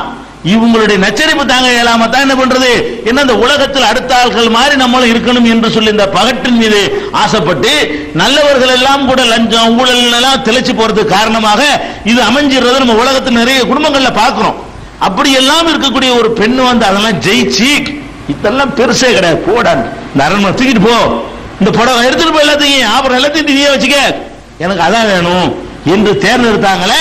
அதுதான் மூமின்களுக்கு மாடல்னு சொல்ற அளவுக்கு அந்த ஃபிரௌனுடைய குடும்பத்தில் இருந்து அல்லாஹ் என்ன பண்றான், மூசா நபியுடைய அந்த கொள்கையை ஏற்றுக்கொள்ளக்கூடியவர்களை உண்டாக்கி வச்சிருக்கிறான் என்பதை நம்ம அவங்களுடைய வரலாறுல இருந்து நம்ம சொல்லிக்கிறோம். எந்த அளவுக்குன்னு சொன்னா பெருமானார் ஸல்லல்லாஹு அலைஹி வஸல்லம் அவர்கள் முழுமை பெற்ற பெண்கள் என்று சொல்லும் பொழுது, பெண்கள்ல முழுமை பெற்ற பெண்கள் என்று சொல்லும் பொழுது ரெண்டு பேர் தான் சொன்னாங்க. ஒன்னு வந்து ஃபிரௌனுடைய மனைவி ஆசியா, அவங்களுடைய பேர் ஆசியான்னு சொல்லி சஹீஹுல் புகாரியில 3411, 3434, 3769, 5418 ஆகிய ஹதீசுகள்ல அந்த ஃபிரௌனுடைய மனைவின்னு மட்டும்தான் குர்ஆன்ல இருக்குது. அவங்களுடைய பேர் என்னங்கிறது நபிகள் நாயகம் ஸல்லல்லாஹு அலைஹி வஸல்லம் ஆசியான்னு சொல்லி இருக்கிறாங்க. இந்த ஹதீசுகளை நீங்க பார்க்கலாம். ஆசியா அவர்களும் அதே மாதிரி மரியம் அவர்களும் பெண்கள்ல முழுமை பெற்றவர்கள், பரிபூர்ண அடைஞ்சவர்கள் என்று பெருமானார் ஸல்லல்லாஹு அலைஹி வஸல்லம் அவர்கள் பெரிதும் சிலாகித்து பாராட்டி இருக்கிறாங்க. அப்படியான ஒரு சிறப்பை இந்த அம்மாவுக்கு அல்லாஹ் என்னஞ்சா கொடுத்திருந்தான். இதுல இன்னொரு செய்தி சொல்லிக்கிற வேண்டியிருக்கு. இந்த ஃபிரௌனுடைய மனைவின்னு வந்தவங்க என்ன பண்றாங்கன்னா, ஒரு ஆளை கொஞ்சம் புகழ்ந்து நல்லா சொல்லிட்டான்னு வைங்களேன், அதோட நிறுத்திக்கிறது. இவங்க என்ன பண்றாங்க, இருக்கிற ஆளுக்கு இதை நம்ம வேற மாதிரி ஒரு ருசிகரமா சொல்லணுமே அப்படிங்கிறதுக்காக வேண்டி அதுல ஒரு எக்ஸ்ட்ரா ஃபிட்டிங்.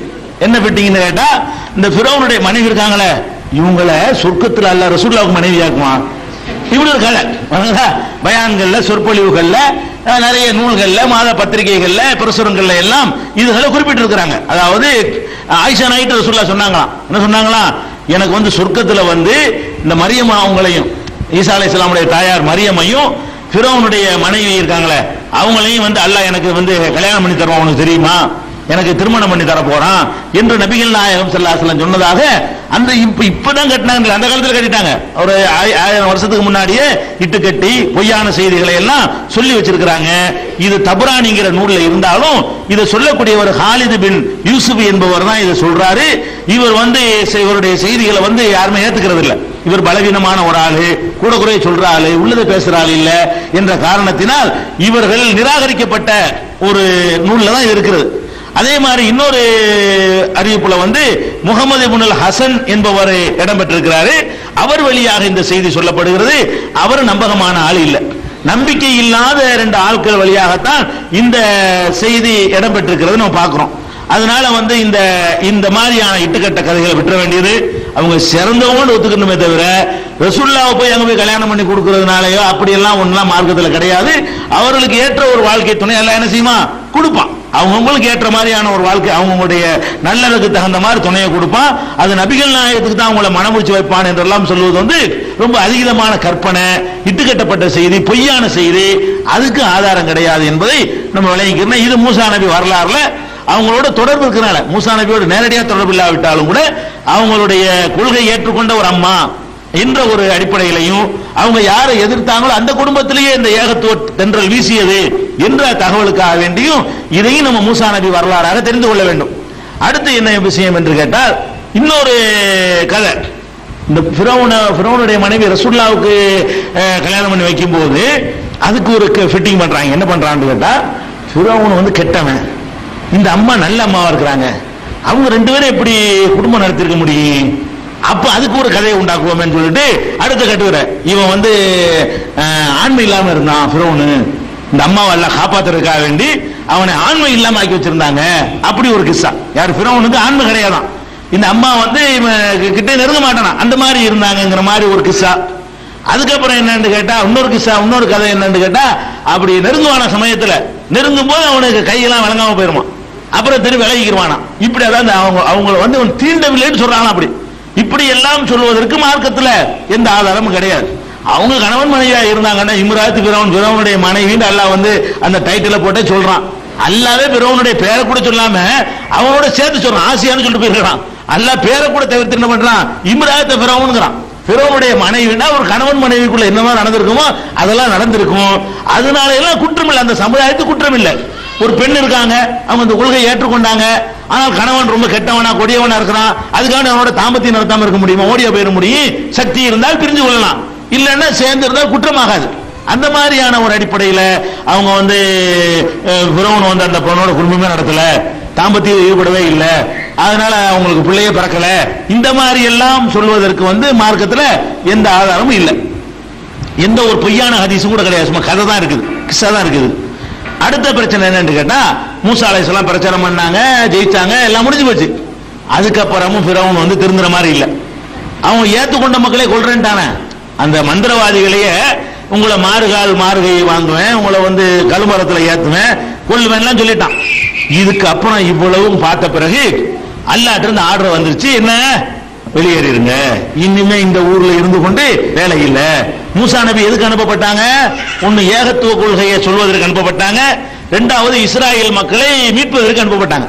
ரெண்டு நோக்கத்தை அனுப்பப்பட்டாங்க, முன்னாடி சொல்லிடுவோம். ஒன்னு வந்து அந்த ஒரு கடவுள் கொள்கையை சொல்லணும், ரெண்டாவது என்னன்னு கேட்டா இந்த இஸ்ரவேல் மக்களை வந்து அந்த பிறவனுடைய கூட்டத்தார்கள் ரொம்ப அடக்குமுறை செய்து கொண்டிருந்தார்கள், அடிமையா நடத்தி கொண்டிருந்தார்கள், ஆம்பளை பிள்ளை எல்லாம் கொலை பண்ணிட்டு இருந்தாங்க.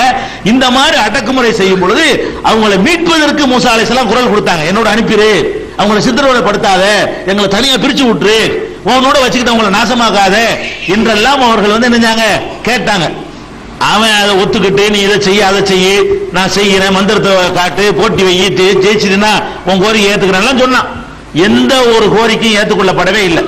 அதுக்கப்புறம் என்ன ஆச்சுன்னு கேட்டா ஊரை விட்டு போறாங்க.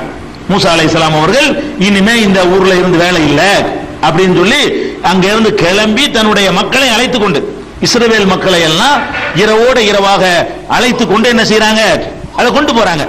அதை கொண்டு போற செய்திகளை வந்து அல்லாஹ் திருமறை குர்ஆன்ல சொல்லி காட்டுறான். இது வந்து அவங்களா கூட்டிட்டு போல, அல்லாஹ்வுடைய ஆர்டர் வந்த பிறகுதான் போனாங்க. மூசா நபி அவர்கள் தன்னோட சேர்த்து பனி இஸ்ராயேல் மக்களை கூட்டிட்டு போனாங்களே, அவங்களா போல, அவங்களுக்கு இடப்பட்ட கடமை அவனை திருத்துறது தான்.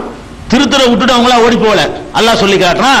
எப்படி சொல்றான்னு கேட்டா 20வது அத்தியாயம் 77, 78, 79, 80 ஆகிய வசனங்கள்ல சொல்றான், வலகத் அவ்ஹைனா இலா மூசா, மூசாவுக்கு நாம் அறிவித்தோம். என்ன அறிவித்தோம்? அன் அஸ்ரி பி இபாதி, எனது அடியார்களை இரவிலே நடத்தி செல்வாயாக, ராத்திரியோடு ராத்திரியா கிளம்பு, இரவோடு இரவாக கிளம்பி விடு என்று நாம் மூசாவுக்கு நாம் அறிவித்தோம். அப்ப அல்லாஹ்வுடைய அறிவிப்பு பிரகாரம் தான் போறாங்க. ஃபல்ரிபு லஹும் தரீகன் ஃபில் பஹரி, அவர்களுக்கு இந்த கடலிலே ஒரு பாதையை ஏற்படுத்தி கொடு, கடல்ல வந்து ஒரு பாதையை ஏற்படுத்தி கொடு, எபுசன் காய்ந்து போன பாதையை, கடலுக்குள்ள ஈரமே இல்லாத ஒரு பாதையை ஏற்படுத்தி கொடு என்று நம்ம என்ன செஞ்சோம், நாம் அவருக்கு அறிவித்தோம். லா தகாஃபு தரக்கன் வலா தக்ஷா, நீ பிடிக்கப்படுவாய் என்று நீ பயப்படவே தேவையில்லை, எதுக்கு அஞ்ச வேண்டியதில்லை, தைரியமா கூட்டிட்டு போ அப்படி என்று சொன்னோம். ஃபஅத்பாஹும் ஃபிரௌன் பிஜுனூதிஹி, உடனே ஃபிரௌன் என்பவன் கேள்விப்பட்டு விரட்டிட்டு வர்றான். மூசா நபி அவர்கள் வந்து பனி இஸ்ரவேலர்களை அழைத்து கொண்டு ஊரை விட்டு போறாங்க. போகும் பொழுது அவன் கேள்விப்பட்டு என்ன செய்யறான், என்னடா உள்ள அடிமை வேலை பார்த்துட்டு இருந்தாங்க, திமுரா இப்ப வெளியே போனாங்கன்னா, வெளியே போய் ஒரு அசம்பிளி ஆயிட்டாங்கன்னா பெரிய இடைஞ்சலா போயிருமே, நீங்க விடக்கூடாது அப்படின்னு சொல்லி ஃபிரௌன் விரட்டி கொண்டு வந்தான். பிஜுனூதிஹி, அவனுடைய படை பட்டாளத்தோடு விரட்டி கொண்டு வந்தான். ஃபகஷியஹும் மினல் யம்மி மா கஷியஹும், அந்த கடலிலே அவர்களை மூழ்கடிக்க வேண்டியது மூழ்கடித்து விட்டது. சாட்டா முடிச்சிருவான்ல, அங்கே டக்குன்னு கிளைமாக்ஸ் முடியாது. அவன் விரட்டி சென்றான், மூழ்கி விட்டான் அப்படின்னு என்ன அர்த்தம், அவங்க அங்கிட்டு போயிட்டாங்க, இவங்க மாட்டிக்கிட்டு விளையிட்ட அவ்வளோ அது அடங்கி போயிடும். அல்ல சாட்டா சொல்லி முடிச்சிருவான், அதுக்குள்ள எல்லாத்தையும் அடைக்குவான், நம்மள விளங்கிக்கிற வேண்டியதான். அப்ப இது வந்து நம்ம ஃபிரௌனுடைய மூழ்கடிக்கப்பட்ட சம்பவத்தை சொல்லக்கூடிய ஒரு வசனம். அதே மாதிரி 28வது அத்தியாயத்துல 40, 41, 42 ஆகிய வசனங்கள் எடுத்துக்கொண்டீங்கன்னா, ஃபஅഖذனாஹு வஜுனூதஹு, விரட்டி சென்ற அவனையும் அவனது படையினரையும் நாம் பிடித்து ஃபநபذனாஹும் ஃபில் யம்மி, அவர்களை கடலிலே வீசி எறிந்தோம். ஃபன்துர் கைஃப கான ஆகிபத்துல் ஆலிமீன், அநீதி இழைத்தவர்களுடைய முடிவு எவ்வாறு ஆனது என்று சிந்தித்து பாரு. வஜஅல்நாஹும் அய்யிம்மத்தன் யதுஊன இலன்னார், நரகத்திற்கு அழைக்கக்கூடிய தலைவர்களாக அவர்களை ஆக்கிவிட்டோம். நரகத்துக்கு அழைக்கிற தலைவர்களாக இருந்தார்களே தவிர அவங்க நல்லவங்களா இருக்கல அப்படின்னு சொல்லி அல்லாஹ் இந்த மூழ்கடிக்கப்பட்டதை இங்கேயும் சொல்லி காட்டுறான். அதே மாதிரி 2வது அத்தியாயம் பக்ராவுல 50வது வசனத்திலையும் இது ஃபரக்னா பிக்குமுல் பஹர, இஸ்ரவேல் மக்களை அழைத்து அல்லாஹ் பேசுறான். எப்படி பேசுறான்னு கேட்டா, உங்களை கடல் கடந்து நாம் காப்பாற்றினோம் இல்லையா, நினைத்து பாருங்கள். அஞ்சைனாக்கும், உங்களை காப்பாற்றி அகரக்குனா ஆல ஃபிரௌனுடைய கூட்டத்தாரை மூழ்கடித்தோமே, அதை நினைத்து பார்க்க மாட்டீர்களான்னு சொல்லி இஸ்ரவேல் மக்களுக்கு அறிவுரை சொல்லக்கூடிய வசனத்தை நம்ம என்ன செய்யறோம் 2:50 பார்க்கிறோம். அப்ப அதே மாதிரி இன்னொரு இடத்துல முக்கியமான ஒரு பாயிண்ட் எல்லாம் சொல்லி காட்டுறான். 2 முக்கியமான பாயிண்ட். 10வது யூனுஸ்ங்கிற அத்தியாயத்துல 90, 91, 92, 93 இதுல என்ன நடக்குதுன்னு கேட்டா, ஃபிரௌன் விரட்டிட்டு வந்தானா, விரட்டிட்டு வந்தவன அல்லாஹ் அவன் தரைய கடல் எல்லாம் பிளந்துட்டான். எப்படி எல்லாம் காப்பாத்தினான்னு கேட்டா, கடல் கிட்ட வந்துட்டாங்க. கடல் கிட்ட வந்த உடனே மூசாவுடைய உம்மத்துகள் எல்லாம் கேட்கிறாங்க, யா மூசா இன்னால முதுரக்கூன், மூசாவே மாட்டிக்கிட்டமே, வசமா சிக்கிக்கிட்டமே அப்படின்னு கேட்கிறாங்க. அப்ப மூசா நபி என்ன பண்ணாங்கன்னா, இன்னமா ரப்பி சயஹ்தீன், இறைவன் என்னோடு இருக்கிறான் வழிகாட்டுவான்னு சொன்ன உடனே அல்லாஹ் வழிகாட்டினா, கடலை அடிக்க சொன்னா, அடிச்சாங்க. அந்த கைத்தடியால் அடிச்ச உடனே கடல் 2 பிளந்தது. கடல் தான் பிளந்தது. இதை சில ஆளுக்கு என்ன செய்வாங்க, கைத்தடியால் கடல் அடினா அதுக்கு அந்த அர்த்தம் கிடையாது. கைத்தடினா மரம் அர்த்தம். மரத்தை கொண்டு ஒரு தோணி மாதிரி கப்பல் செஞ்சுக்கிட்டு அதுல பயணம் செஞ்சு போன்னு சொல்லி வியாக்கியானம் கொடுப்பாங்க. இதெல்லாம் கிறுக்குத்தனமானது. எதிரி விரட்டிட்டு வரும்போது 5 செகண்ட்ல கப்பலை செய்ய முடியும். எதிரி விரட்டிட்டு வந்துட்டு இருக்கிறான், உடனே தப்பிக்க வேண்டி இருக்கிறது. அங்கே உட்காந்து கப்பல் செஞ்சு உட்கார்ந்து இருந்தாருன்னு செய்யறாங்க, கதை விட்டுக்கிட்டு இருக்கிறாங்க வியாக்கியானங்கிற பேர்ல. அற்புதங்களை நம்புறது உங்களுக்கு மனசு இல்ல, அதுக்காக என்ன பண்றாங்க சில ஆளுக்கு, அதெல்லாம் அப்படி அர்த்தம் கிடையாது. கைத்தடியால் கடலை அடினான்னு அர்த்தம். கைத்தடினா மரம் அர்த்தம். மரத்தை கொண்டு கடல்ல கலந்து போறதுக்குரிய சாதனங்களை தயார்படுத்திக்க, இப்படி எல்லாம் அதுக்கு அர்த்தம் கிடையாது. அப்ப அந்த மாதிரி அதை கப்பல்ல போயிட்டு இருக்கிற ஒரு ஆளை விரட்டிக்கிட்டு மூழ்கடிப்பான ஒருத்தன், அவனுக்கு கப்பல் எடுத்துட்டு வந்திருப்பான். அதை எப்ப மூழ்கடி செத்துருப்பான். பாதையா இருந்தா தான் ஒரு சாராரு கடந்தோட அடுத்த சாராரு மூழ்கி போயிருப்பாங்க. அப்ப கடலைத்தான் அல்லாஹ் பிளந்தான். அல்லாஹ்வுக்கு இது லேசான விஷயம். கடலை பிளந்துட்டான். பிளந்த உடனே எப்படி பிளந்தான் தெரியுமா, இந்த பக்கம் தண்ணி, இந்த பக்கம் தண்ணி, நடுவுல தரை. அந்த தரையெல்லாம் எப்படி ஆக்குனான்னு கேட்டா காஞ்சதான்னு சொல்லிட்டான். நான் ஏற்கனவே வாச்ச வசனத்துல 77, 20, 77 எப்சன் காஞ்சி போன, அதை தண்ணியை மட்டும் விளக்கல, தரையும் காஞ்சி போச்சிருக்கான். இல்லன்னா ஈரமா சேரு சகதெல்லாம் இருந்துன்னு வைங்க, அதுவே சதக்கு தப்பிச்சு வரும்போதெல்லாம் சரியா வருமா? அப்ப தண்ணீரையும் விளக்கி ஒரு செகண்ட்ல காய வைக்கிறது அல்ல ஒரு பெரிய விஷயம் கிடையாது. காஞ்சதாக அல்ல ஆக்கி வச்சிருந்தான். அதனாலதான் இவங்களும் தைரியம் பண்ண, காஞ்சி போய் கிடக்கு அழகான பாதையா இருக்குன்னு சொல்லிட்டு பின்னா மூசா நபி தப்பிச்சு போன உடனே அதே பாதையில விரட்டிட்டு வர்றாங்க. அவங்க போய் அந்த கரை ஏறுவதற்கும் இவன் உள்ள நுழைவதற்கும் அல்லாஹ்வுடைய அந்த கண்ட்ரோல்ல கடலை பிரிச்சு வச்சிருந்தாங்க இல்லையா, அதை பிரிச்சதுக்கு மறு உத்தரவு போடுறதுக்கும் சரியா இருந்துச்சு. எல்லாம் டோட்டலா இணைஞ்சிட்டாங்க, மூழ்கிட்டாங்க. அப்படி மூழ்கிற நேரத்துல அதான் முக்கியமானது, மூழ்கிற நேரத்தில் அவன் விளங்குறான். ஏன்னா அவனுக்கு பதவி தான் அவனுக்கு எடுத்துருக்குன்னு விளங்குது. மூழ்கும் போது அவன் என்ன சொல்றான்னு கேட்டா, கால ஹத்தா இதா அதரகஹுல் கர்கு, மூழ்கி போற நிலையை அவன் அடைந்த பொழுது கால ஆமன்து அன்னஹு லா இலாஹ இல்லல்லதி ஆமனத்து பிஹி பனு இஸ்ராயில், இஸ்ரவேல் மக்கள் எந்த அல்லாஹ்வை நம்பினார்களோ அந்த அல்லாஹ்வை நானும் நம்புகிறேன் அப்படிங்கிறான். அந்த நேரத்தில் அல்லாஹ் கேட்கிறான். அந்த ஒரு நேரத்தில் என்ன செய்யறான், நம்புனான்னு குர்ஆன் சொல்லுது. அப்படி என்ன சொல்லுதுன்னா, ஆமன்து அன்னஹு லா இலாஹ இல்லல்லதி ஆமனத்து பிஹி பனு இஸ்ராயில் வ அன மினல் முஸ்லிமீன், நானும் முஸ்லீம் கட்டுப்பட்டவர்ல ஒரு ஆள் தான், அந்த முஸ்லீம் சமுதாயத்தில் உள்ளவன் தான். இஸ்ரவேல்கள் நம்புற அந்த அல்லாஹ்வை நான் நம்புறேன். இது வரைக்கும் நான் அல்லாஹ்னு இருந்தேன், போய் சொல்லிட்டான்ல, என்னை காப்பாத்துன்னு சொல்லி தான் கேட்கிறான். ஆனால் ஆள் ஆன அல்லாஹ் கேட்கிறான் திருப்பி, ஆள் ஆன அது சொல்ற நேரம் இதானா? ஏன்டா சொல்ற இதான நேரம்? உனக்கு சக்கராத்துக்கு முந்தி தான் எந்த தோப்பம் எல்லாம் ஏத்துக்குருவான். வேதனைன்னு டிக்ளேர் பண்ணி அழிக்க வந்த பிறகுலாம் முடியாது. அறிகுறி வரும் பொழுது வேண்டாம் நினைஞ்சிருக்கணும். கடல் பிளந்தவர் காப்பாற்றப்பட்டு உள்ள போனார்ல, அப்ப சுதாரிச்சிருக்கணும்.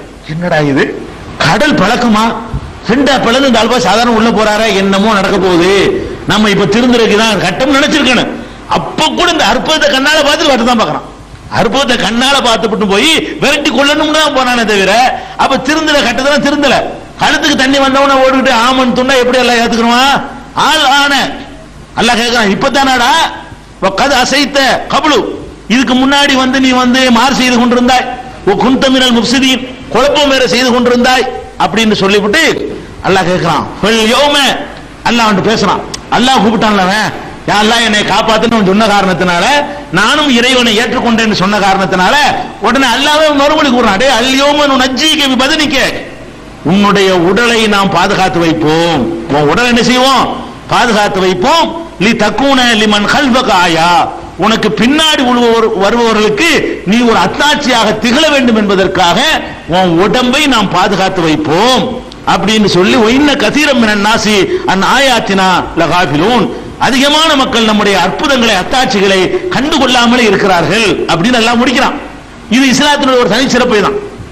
என்ன சிறப்பு? எந்த ஒரு அற்புதத்தை சொன்னாலும் அங்க எவிடன்ஸ் விட்டு வச்சிருப்பான் அல்லாஹ். கடல் பிளந்து நம்ப இயலுமா நமக்கு? கடல் பிளந்தது என்பது சாதாரண நிலையிலிருந்து பார்த்தோம்னா இறை நம்பிக்கை உள்ளவர்கள் நம்ப இயலும். இறை நம்பிக்கை இல்லாத ஒருத்தர் நிலையிலிருந்து பார்த்தீங்கன்னா அது எப்படி கடல் எப்படி பலந்து நிக்குமா? எப்படி நிக்கி?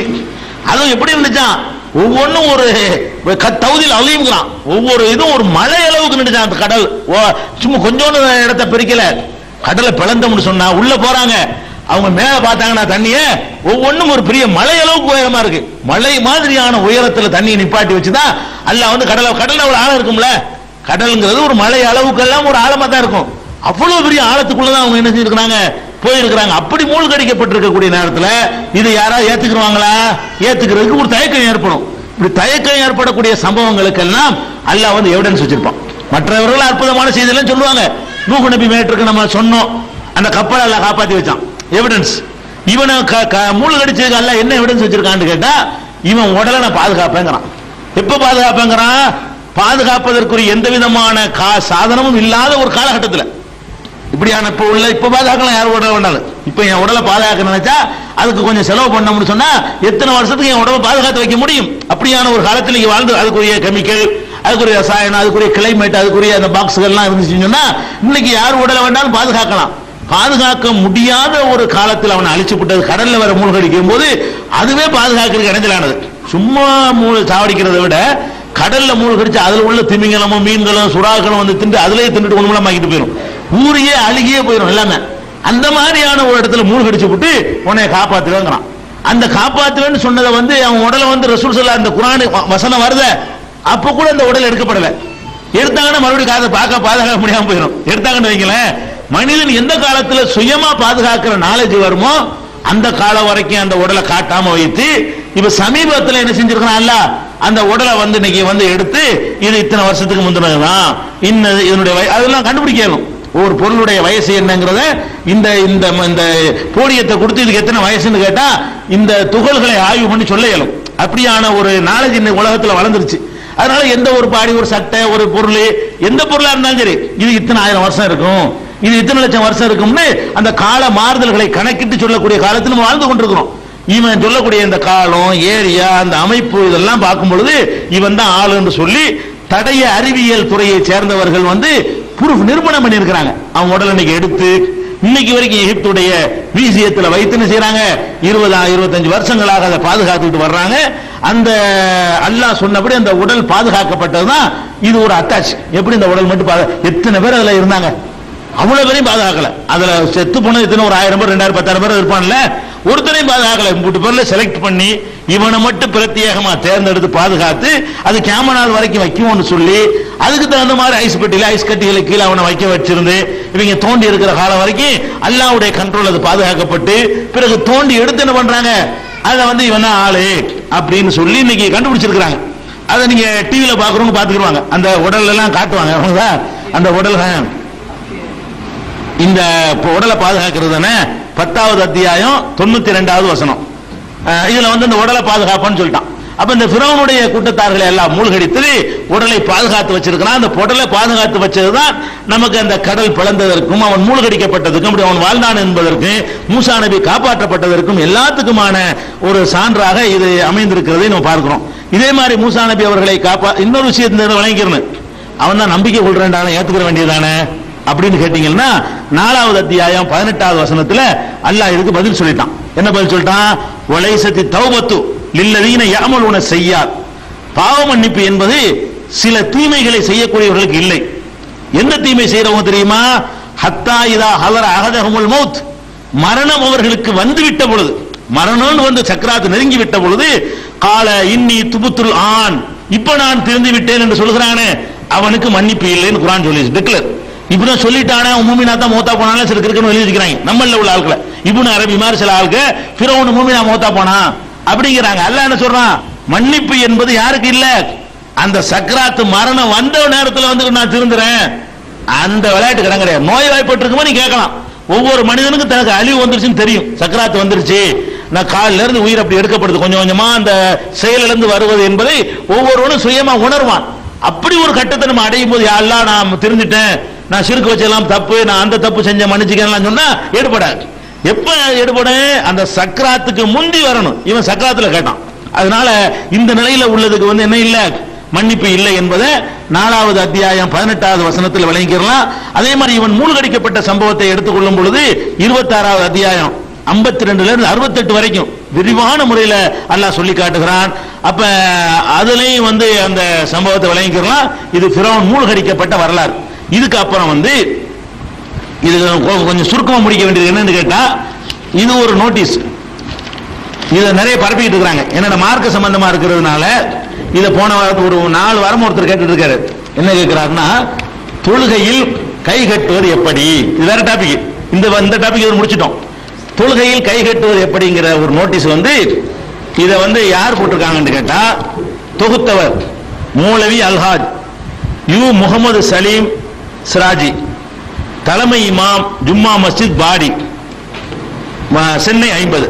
இதை போட்டுட்டு இதை அச்சடித்துக் கொள்ளலாமா, ஜெராக்ஸ் எடுக்கலாம், நிறைய விநியோகம் பண்ணுங்க அப்படி இப்படிலாம் போட்டு இதுல எழுதியிருக்கிறாங்க. இதுல என்ன எழுதுறாங்கன்னு கேட்டா, ஃபர்ஸ்ட் எழுதுறாங்க, நபிகள் நாயகம் ஸல்லல்லாஹு அலைஹி வஸல்லம் அவர்கள் தொழுகையில அவங்க வந்து தன்னுடைய வலது கையை இடது கையின் மீது வைத்து தொப்புளு கீழே தான் வைத்தார்கள், தொப்புளு கீழே வைத்தார்கள் அப்படின்னு சொல்லி இப்னு அபி ஷைபா அப்படிங்கிற நூலை ஆதாரமா காட்டி தொப்புளு கீழே வைக்கிறதான் சுன்னத்தை தவிர நெஞ்சில கட்டுறது என்ன இல்ல, சுன்னத்து இல்ல அப்படின்னு எழுதியிருக்கிறாங்க. இந்த இதே மாதிரி வந்து இப்னு அபி ஷைபாவில் போட்டிருக்கிறாங்க. அதே மாதிரி வந்து அபூதாவுதுல வரக்கூடிய ஒரு ஹதீஸ், அபூ ஹுரைரா சொல்லக்கூடிய ஹதீஸையும் போட்டிருக்கிறாங்க. இந்த 2 ஹதீஸை, இது அல்லாத இன்னும் சில ஹதீஸ்லாம் இருக்குது, அதான் உங்களுக்கு தெரியலன்னு நினைக்கிறேன். இப்னு அபி ஷைபாவை விட அபூதாவுதுலயே இந்த மாதிரி அலி ரலியல்லாஹு அன்ஹு சொன்னதாக எல்லாம் செய்தி வருகிறது. இந்த எல்லா செய்திகளையும், அதாவது தொப்புளுக்கு கீழே கை வைக்க வேண்டும், தொழும்போது தொப்புளு கீழே கை கட்டுறாங்க இல்லையா, அப்படி கட்ட வேண்டும் என்று வருகிற எல்லா செய்திகளையும், அது அபூ ஹுரைரா அறிவிச்சாலும் சரி, அது வாயில் இப்னு ஹுஜர் அறிவிச்சாலும் சரி, அல்லது அலி ரலியல்லாஹு அன்ஹு அறிவிச்சாலும் சரி, வேற யார் அறிவிக்கிற ஹதீஸ்கள் இருந்தாலும் எல்லாத்திலையுமே அப்துர் ரஹ்மான் பின் இஸ்ஹாக் அல் வாசித்தி என்பவர் தான் அதை அறிவிக்கிற ஒரு ஆளாக இடம்பெறுகிறார். எந்த ஹதீஸ்ல வாயில் இப்னு ஹுஜர் ஹதீஸா இருந்தாலும் சரி, அலி ரலியல்லாஹு அன்ஹு அறிவிக்கிற ஹதீஸா இருந்தாலும் சரி, அவங்கள்ட்ட இருந்து கேட்டு அறிவிப்பாங்க இல்லையா, அப்படி அறிவிக்கக்கூடிய அறிவிப்பாளர்கள்ல யாரு இல்லாம வரல, அப்துர் ரஹ்மான் இஸ்ஹாக் என்பவருடைய மகனும் வாசித்தி என்ற கோத்திரத்தை சேர்ந்தவருமான அப்துர் ரஹ்மான் என்பவர் தான் எல்லா ஹதீஸ்லையும் அறிவிப்பாளர்களில் இடம்பெற்றிருக்கிறார். இவர் எந்த மாதிரியான ஆளு அப்படின்னு பாத்தீங்கன்னா, இவர் முன்கருள் ஹதீஸ், இவருடைய ஹதீஸ்கள் அனைத்துமே நிராகரிக்கப்பட வேண்டும் அப்படின்னு சொல்லி இமாம் அஹ்மத் இப்னு ஹம்பல், இந்த ஹம்பல் இமாம்ங்கறாங்களே, அந்த அஹ்மத் இப்னு ஹம்பல் அவங்க சொல்றாங்க, அபூ ஹாத்தம் ராசி ஹதீஸ் அறிவிப்பாளர்களை எடை போட்டு அலசுவதில் விற்பனராக இருக்கக்கூடிய அபூ ஹாத்தம் ராசி அவருடைய அல் ஜர்ஹ் வ தஅதீல் என்பதுதான் இன்றைக்கும் வந்து இந்த அறிவிப்பாளர்களை எடை போடுவதற்கு சிறந்த நூலாக இருக்கிறது. அந்த அபூ ஹாத்தம் ராசி அவர்களும் சொல்கிறார்கள், அஹ்மத் இப்னு ஹம்பலும் சொல்கிறார்கள், இவர் முன்கருள் ஹதீஸ், இவருடைய ஹதீஸ்கள் நிராகரிக்க வேண்டும். அதே மாதிரி ஹதீஸ்களை சுண்டி பார்ப்பதில் தலை சிறந்த விற்பனராக இருக்கக்கூடியவர்கள் 2 பேரை சொல்லுவாங்க. ஒன்னு ஹாஃபில் இப்னு ஹஜர், இன்னொன்னு யஹ்யா இப்னு முஐன் அவர்கள். யஹ்யா இப்னு முஐன் அவங்க என்ன சொல்றாங்கன்னு கேட்டா, லைஸ பிஷைஇன், இவர் ஒரு கணக்கிலே வராத ஆள், இவரை வந்து சேர்க்கவே லிஸ்டே இல்லைன்றார். இவரை வந்து ஒரு அறிவிப்பாளர் லிஸ்ட்லயே வச்சுக்கிற லைஸ பிஷைஇன்னா ஒரு செய்ய உண்மை இல்லை, இவர் ஒண்ணும் இல்லாதவர், ஒன்னும் மதிப்பே கிடையாது அப்படின்னு சொல்லிட்டு இப்னு முஐன் சொல்றாங்க. இமாம் நவவி அவர்கள் சொல்றாங்க, லைஃபுன் பில் இத்திஃபாக், ஏகமனதான முடிவு பிரகாரம் இவர் பலவீனமானவர், கருத்து வேறுபாடே கிடையாது, ஒரு 2 பேர் கூட இவர் நல்லா இருந்து சொல்லல, எல்லாருமா சேர்ந்து பலவீனமானவர் என்று முடிவு செய்யப்பட்டவர் யாரு, இந்த அப்துர் ரஹ்மான் பின் இஸ்ஹாக் அல் வாசித்தி என்பவர். அதே மாதிரி பைஹக்கி இமாம் அவர் கூட தன் நூல்ல இதை பதிவு செஞ்சிருக்கிறாரு. அவரே சொல்றாரு மத்ரூக்குன், இந்த ஆளை விட்டு கணக்கில் செய்யக்கூடாதுன்றாரு. அப்ப இந்த ஹதீஸ் அவங்க இப்னு அபி ஷைபா ஒண்ணுதான் போட்டுருக்காங்க. நம்ம வேண்டாம் அவங்களுக்கு இன்னும் கொஞ்சம் நூலையும் சொல்லிக் கொடுப்போம். இவங்க சொல்லக்கூடிய அந்த ஹதீஸ் அபுதாவுதுல இருக்கிறது, அஹ்மதுல இருக்கிறது, பெரிய பெரிய கிதாபுல இப்னு அபி ஷைபா போட்டுக்கிறாங்க. அஹ்மதுல இருக்கிறது, அபுதாவுதுல இருக்கிறது, இப்னு அபி ஷைபாவுல இருக்கிறது, தாரகுத்னில இருக்கிறது, பைஹக்கில இருக்கிறது, எல்லாத்திலையுமே இந்த ஆசாமி தான் வருகிறார். அதனால இந்த ரெண்டு ஹதீஸ பொறுத்த வரைக்கும் மொத்தம் இதுல இந்த பேஜ்ல மட்டும் மொத்தம் 5 இருக்குது. முதல் 2 ஹதீஸ பொறுத்த வரைக்கும் இதுதான் தீர்ப்பு. அடுத்து என்ன பண்றாரு, இந்த மோளை போட்ட பிரசுரத்துல 3வது ஹதீஸ் போடுறாரு. அன் வாயில் இப்னு ஹுஜைன் அன்னஹு கால சல்லைத்து மஅன் நபி ஸல்லல்லாஹு அலைஹி வஸல்லம், நான் வாயில் இப்னு ஹுஜைர் சொல்றாங்க, நான் நபி ஸல்லல்லாஹு அலைஹி வஸல்லம் அவரோடு தொழுதேன். ஃபவலா யதஹுல் யும்னா அலா யதிஹில் யுஸ்ரா, அவங்க தன்னுடைய வலது கையை தனது இடது கையின் மீது வைத்து தகத்த சதுரிகி, நெஞ்சுக்கு கீழே வைத்தார்கள். நெஞ்சில வச்சாங்கன்னு இல்லையா, எப்படி இருக்கு, தகத்த சதுரிகி, நெஞ்சுக்கு கீழே வைத்தார்கள் அப்படின்னு சொல்லி இருக்கிறது. இப்னு ஹுசைமா நூலும் போட்டுருக்காங்க, இப்னு ஹுசைமான் போட்டுருக்காங்க. இது இப்படி ஒரு ஹதீஸ அவர் இப்னு ஹுசைமாவை எடுத்து காட்டினார்னா 1 லட்சம் ரூபாய் பரிசு. இப்படி ஒரு ஹதீஸ அல்லாஹ்வுடைய தூதர் மீது இட்டுக்கட்டி சொல்லப்பட்ட பொய், தகுத்த சதுரிகி என்று ஹதீஸ் கிடையாது. நெஞ்சுக்கு கீழேங்கிற சொல்லுக்கு பாருங்க, இவர் இப்னு ஹுசைமா பார்த்துட்டு எழுதல. இது மிஸ்டேக் எங்க வருதுன்னு கேட்டா, ஷாஃபி மذஹபுடைய ஃபிக்ஹ் கிதாபுல இப்னு ஹுசைமாவுல இப்படி இருக்குன்னு எழுதி வச்சிருக்காங்க. அதை பார்த்து தான் எழுதிக்கிறார்.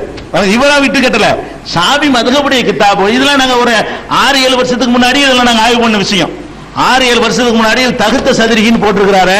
இப்னு ஹுசைமாவை ஸ்டார்டிங்ல இருந்து கடைசி வரைக்கும் இதுக்காக பார்த்தோம். இந்த நோட்டீஸ் எல்லாம் நாங்க பார்க்கல. இப்படி ஒண்ணு நெஞ்சுக்கு கீழே என்ன பிரச்சனை இல்லாம குழப்பம் இல்லாம போயிருமேங்கிறதுக்கான சரியா இருக்குமே.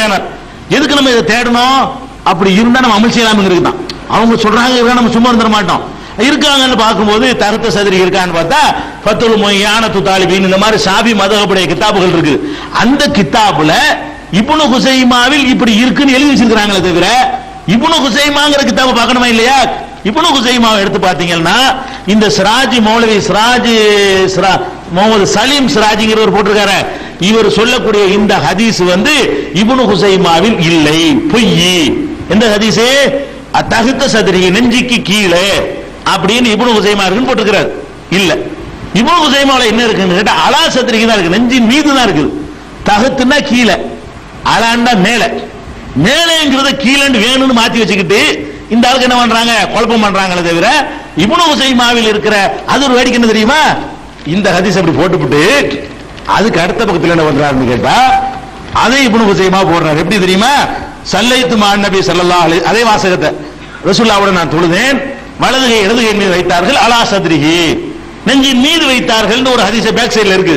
இந்த சைடுல நெஞ்சுக்கு கீழே, நெஞ்சுக்கு கீழே தொப்புள் வரைக்கும் போயிரும்ல, நெஞ்சுக்கு கீழே எல்லாம் கீழே தானே, நெஞ்சு கீழேன்னு ஒரு ஹதீஸை இப்னு ஹுசைமான் போட்டாச்சு.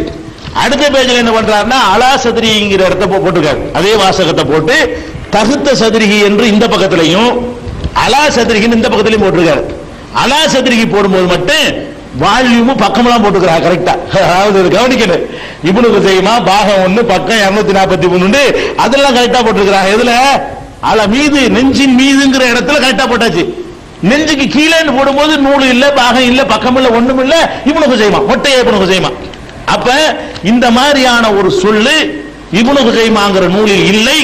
ஒரு மௌலவி ஒரு விவாதத்து மாதிரி ஒரு பிரச்சனை போடுவதாக இருந்தால் தேடி பார்த்துட்டு போடணும், பொய் சொல்லக்கூடாது. ரசூலுல்லாஹ் மேல பொய் சொன்ன குற்றம் வந்துரு. அதனால இந்த ஹதீஸை சொல்லிக்கிட்டு நெஞ்சு கீழே தான் கட்டணும் என்று வாதம் பண்ணுவது தப்பு. அதுக்கப்புறம் என்ன, அடுத்த ஹதீஸ் போட்டிருக்கா, என்ன எவ்வாறு தொலைக்கண்டீர்கள் அவ்வாறு தொழுங்கள் போட்டிருக்கா. அது சரியான ஹதீஸ், அதை நம்ம சொல்லிட்டு இருக்கிறோம். வழங்குதா? அதுல அவருக்கு பாயிண்ட் ஒன்றும் கிடையாது. சரி, அதுக்கடுத்து என்ன போட்டிருக்காருன்னு கேட்டா, நெஞ்சு கீழே இந்த இப்னு ஹுசைமா ஹதீஸ் இருக்குல்ல, அவங்க இப்ப இதான் பாயிண்ட்டுக்கு வர்றாங்க பாருங்க. இவ்வளவு இருக்குது, தொப்புளுக்கு கீழே தான் இருக்குது, தொப்புளுக்கு கீழே இருக்கு. ரொம்ப கரெக்டான ஹதீஸ் அவங்க எழுதிருக்காரு. தொப்புளுக்கு கீழேங்கிற சரியான ஹதீஸ் தான். அது மாதிரி நெஞ்சு கீழே தான் ஹதீஸ்கள்லாம் இருக்குது. இவ்வளவு ஆதாரப்பூர்வமான செய்திகள்லாம் இருக்கும் பொழுது இவங்க நெஞ்சின் மேலேன்னு ஒரு ஹதீஸை காட்டுறாங்க இப்னு ஹுசைமாவுல. அதுல முஅம்மல்னு ஒரு ஆள் இடம் பெறுறாரு, அவர் பலவீனமான ஒரு ஆளு, அதை வச்சுக்கிட்டு நெஞ்சில கட்டணுங்கிறாங்க அப்படின்னு என்ன செய்யறாங்க அவங்க விமர்சனத்துல எழுதியிருக்கிறார். விமர்சனம் என்ன வருதுன்னு கேட்டா, அவங்க எழுதின எல்லாம் ஆதாரப்பூர்வமான செய்தியா எழுதிவிட்டு ஒண்ணு இல்லாதது ரெண்டு விஷயம் அந்த அப்துல் ரஹ்மான் இப்னு இஸ்ஹாக்கு வரக்கூடியது, இது சம்பந்தம் இல்லாது என்னை எவ்வாறு தொலை கொண்டீர்களோ அவ்வாறு தொழுகிறது அவங்களுக்கு சம்பந்தம் இல்லாத டாபிக். அடுத்து இந்த பக்கத்தில் என்ன இருக்குன்னா ஒரே ஒரு ஹதீஸ் தான் போட்டுக்கிறாங்க. இந்த ஹதீஸ் என்ன போட்டிருக்காங்கன்னா நம்ம நெஞ்சின் மீது கட்டினாங்கன்னு வருது இப்னு ஹுசைமா அதை போட்டுவிட்டு இதுல முஹம்மல்னு ஒரு ஆள் வர்றாரு அவர் சரியில்லைன்னு சொல்லியிருக்கிறாங்க. சரியில்லைதான், நாங்களும் சரியில்லைன்னு தான் சொல்றோம். விளங்குதா? இப்னு ஹுசைமாவுடையதை மட்டும் ஆதாரமா வைத்து நம்ம நெஞ்சில கை கட்டல. அது விளங்கி அவங்க விளங்குறது, அதாவது நாம என்ன செய்யறோங்கிறத அவங்க நம்மள்ட்ட இருந்து விளங்கணும். நம்ம இதை மட்டும் ஆதாரம் காட்டுறோம், இது எக்ஸ்ட்ரா சப்போர்ட்டுக்கு சில ஆட்கள் எழுதும்போது சேர்த்துக்குவாங்க. ஏன்னா வேற ஒரு சைகான ஹதீஸ் இருக்கிறதுனால, ஆதாரப்பூர்வமான ஒரு ஹதீஸ் இருக்கிறதுனால அதையும் போட்டுவிட்டு ஒரு ஆதாரப்பூர்வமான ஹதீஸை சப்போர்ட் பண்ணுதுன்னு இதையும் சில ஆளுக்கு எழுதி விட்டுருவாங்க. நம்ம அதை கூட தவிர்ப்பது நல்லது. இந்த லைஃபான ஹதீஸ் சொன்னா நம்ம எடுத்து காட்டக்கூடாது. நம்ம எந்த ஆதாரத்தை வச்சு நம்ம சொல்றோம்னு கேட்டா, அதாவது ஹுல்பு தாயி அப்படிங்கிற ஒரு சஹாபி அறிவிக்கிறாங்க. என்ன சொல்றாங்கன்னு கேட்டா, நபிகள் நாயகம் ஸல்லல்லாஹு அலைஹி வஸல்லம் அவர்கள் அவர் கூட எப்படி சொல்றாருன்னு கேட்டா, யலவு ஹாதிஹி அலா சத்ரிஹி, இதை தன்னுடைய நெஞ்சின் மீது வைப்பார்கள். இதை தன்னுடைய நெஞ்சின் மீது வைப்பார்கள் சொல்லிட்டு அந்த இதைங்கிறது எப்படி விளக்குறாரு தெரியுமா? வஸஃப யஹ்யா அல் யும்னா அலல் யுஸ்ரா ஃபௌகல் மப்ஸர், இந்த வலது கையை இடது கையின் மீது இந்த இது இருக்குல அந்த இது பேர் என்ன மூட்டு, இந்த மூட்டின் மீது வைத்து இதை நெஞ்சின் மீது வைப்பார்கள். இப்படி சின்ன பிள்ளை சொல்ற மாதிரி சொல்றாரு. அதாவது இதை இந்த வார்த்தையை தான் அவர் சொல்றாரு. சொல்லும்போது என்ன வர்ணிச்சு சொல்றாரு? சொல்லாம வலது கையை இடது கையின் மீது இப்படி வைத்து இந்த செட்டு இப்படி இருக்குல்ல, இதை ரசூலுல்லாஹ் நெஞ்சின் மீது வைத்து நான் பார்த்தேன் அப்படின்னு சொல்லி முஸ்னத் அஹ்மது, இமாம் அஹ்மது இப்னு ஹம்பல் அவர்களுடைய முஸ்னத் அஹ்மது என்ற நூல்ல 20961வது ஹதீஸ். 20000 ஹதீஸ் நூல்லையே அதிகமான ஹதீஸ்கள் கொண்டது அஹ்மது தான். 30,000 ஹதீஸ்க்கு மேல வரும். அவ்வளவு நம்பர்லாம் இருக்குமான்னு நினைக்க கூடாது. அஹ்மதுல இருக்கு. 20961வது ஹதீஸ்ல என்ன வருதுன்னு கேட்டா, ஹுல்பு தாய் என்ற ஒரு ஹுல்பு என்ற பெயருடைய நபித்தோழர் அறிவிக்கிறாரு, நபிகள் நாயகம் ஸல்லல்லாஹு அலைஹி வஸல்லம் அவர்கள் இப்படி கையை வலது கை இடது கையின் மீது வைத்து இந்த இடத்துல வைத்து அதை நெஞ்சின் மீது வைப்பார்கள், வைப்பதை நான் பார்த்தேன் அப்படின்னு சொல்றார். அப்ப இந்த ஹதீஸ் ஆதாரப்பூர்வமான ஹதீஸை வைத்துத்தான் நெஞ்ச கட்டுவது என்பதை நம்ம சொல்றமே தவிர இப்னு ஹுசைமாவுடைய ஹதீஸை வச்சு அல்ல. அதை சேர்த்துக்கிறோம். சில நேரங்கள் என்ன செய்வோம், இன்னொரு பலவீனமா சப்போர்ட்டா இருக்கனால சேர்த்துக்கிறோம். சில உலமாக்கள், நம்ம உள்ள உலமாக்கள் சில பேர் சேர்த்து சொல்லுவாங்க. அது சொல்லக்கூடாது, சொன்னா அது மட்டும் பிடிச்சிருவாங்க. சொன்னீங்கன்னு வைங்க, நம்ம அதை வச்சு அமல் பண்ணல. அதனால இவங்க அந்த பலவீனமானதுன்னு சொல்வதை நாம் ஏற்றுக்கொள்கிறோம். அவங்க வெளியிட்ட எல்லாமே பலவீனமானது என்பதை நம்ம அப்துல் ரஹ்மான் பின் இஸ்ஹாக் இல்லாம யாராவது வந்திருக்காங்களான்னு கேட்கணும். இதுல அவங்க தான் வர்றாங்க. அதனால நாங்களும் இது பலவீனம் தான். தொப்புளுக்கு கீழே கையை கட்டுவது என்பதும் பலவீனம். நெஞ்சுக்கு கீழே ஒண்ணு போட்டிருக்கிறாங்க, அது இல்ல, பொய். ரெண்டு பலவீனம். ஒண்ணு பொய், இன்னொன்னு என்னை எவ்வாறு தொலைக்கண்டீர்களோ அவ்வாறு தொழுங்கிறது அவங்க சம்பந்தம் இல்ல. இன்னொன்னு அலி தொப்புளுக்கு கீழே கையை கட்டினார், அலி செஞ்சார்னு வந்திருக்குது, தவிர ரசூலுல்லாஹ்வுடைய சம்பந்தப்படுத்தி இல்ல. அந்த 4வது பாயிண்ட் அதை விட்டுருவோம். இந்த பக்கத்தில் என்ன பண்ணிருக்காங்கன்னா, நெஞ்சின் மீது தக்பீர் கட்டுவத பார்த்தேன் இருக்குதுல்ல, அதை வச்சுக்கிட்டு இந்த நெஞ்சின் மீது என்பதை அப்படி அர்த்தம் கிடையாது, அது பலவீனமானது. 2வது மீதுன்னு அர்த்தம் இல்ல, அலாண்டு வந்தா மீது தான் செய்ய வேண்டிய இல்ல, கிட்டத்துல எல்லாம் செய்யலாம். இன்னும் வியாக்கியானம் கொடுத்துருக்காங்க. அடங்கி இதை எடுத்துக்கிறவே இல்லப்பான வியாக்கியானம் அடிபட்டு போச்சு. நீ இந்த ஹதீஸே நாங்களே எடுத்துக்கிறலன்னு சொல்லும் பொழுது இதை வச்சு நாங்கள் நெஞ்சில கை கட்டல, இது பலவீனமானதுதான், இதை நாங்களே சொல்லி இருக்கிறோம். முஹம்மல்னு வர்றாரு, பலவீனமா தான் இருக்குது, அதுல எந்த ஒரு டவுட்டும் கிடையாதுன்னு நாங்க சொல்லத்தான் செய்கிறோம். அப்ப பலவீனமானது நாங்களே சொல்லி நாங்க சொல்லாத ஒன்றை நீங்க ஆதாரமா காட்டி நோட்டீஸ் போடுவது என்பது அது ஏற்புடையது கிடையாது. அதனால இந்த ஹதீஸ் இல்ல, முஸ்னத் அஹ்மதுல உள்ள ஹதீஸை தான் நம்ம ஆதாரமா வைத்து சொல்கிறோம். அதனால நீங்கள் ஒரு பிரச்சனை இன்ஷாஅல்லாஹ் மாவட்ட தௌஹீத் ஜமாஅத்துல உங்களுக்கு போட்டு தருவாங்க. இது சம்பந்தமாகவே இது அரபி மூலமெல்லாம் போட்டு ஒவ்வொரு நூலில் உள்ள அரபியும் போட்டு அது என்னென்ன மாதிரி இந்த இதுல உள்ள 1 லட்சம் ரூபாய் பரிசையும் போட சொல்லிடுவோம். இந்த மாதிரி வழங்குதா நோட்டீஸ்லேயே போடுவோம். அதை கொண்டே இந்த பாடி பருவ விநியோகம் பண்ணுங்க. நெஞ்சில கை கட்டுவதுதான் சுன்னத்து, தொப்புள்ள கட்டுவதற்கோ தொப்புளு கீழே கட்டுவதற்கோ எந்த ஹதீஸும் கிடையாது. ஆம்பளையா இருந்தாலும் பொம்பளையா இருந்தாலும் நெஞ்சில தான் தக்பீர் கட்ட, அதான் ரசூலுல்லாஹ்வுடைய வழிமுறை என்பதுதான் இந்த பிரசுரத்துக்குரிய பதில்.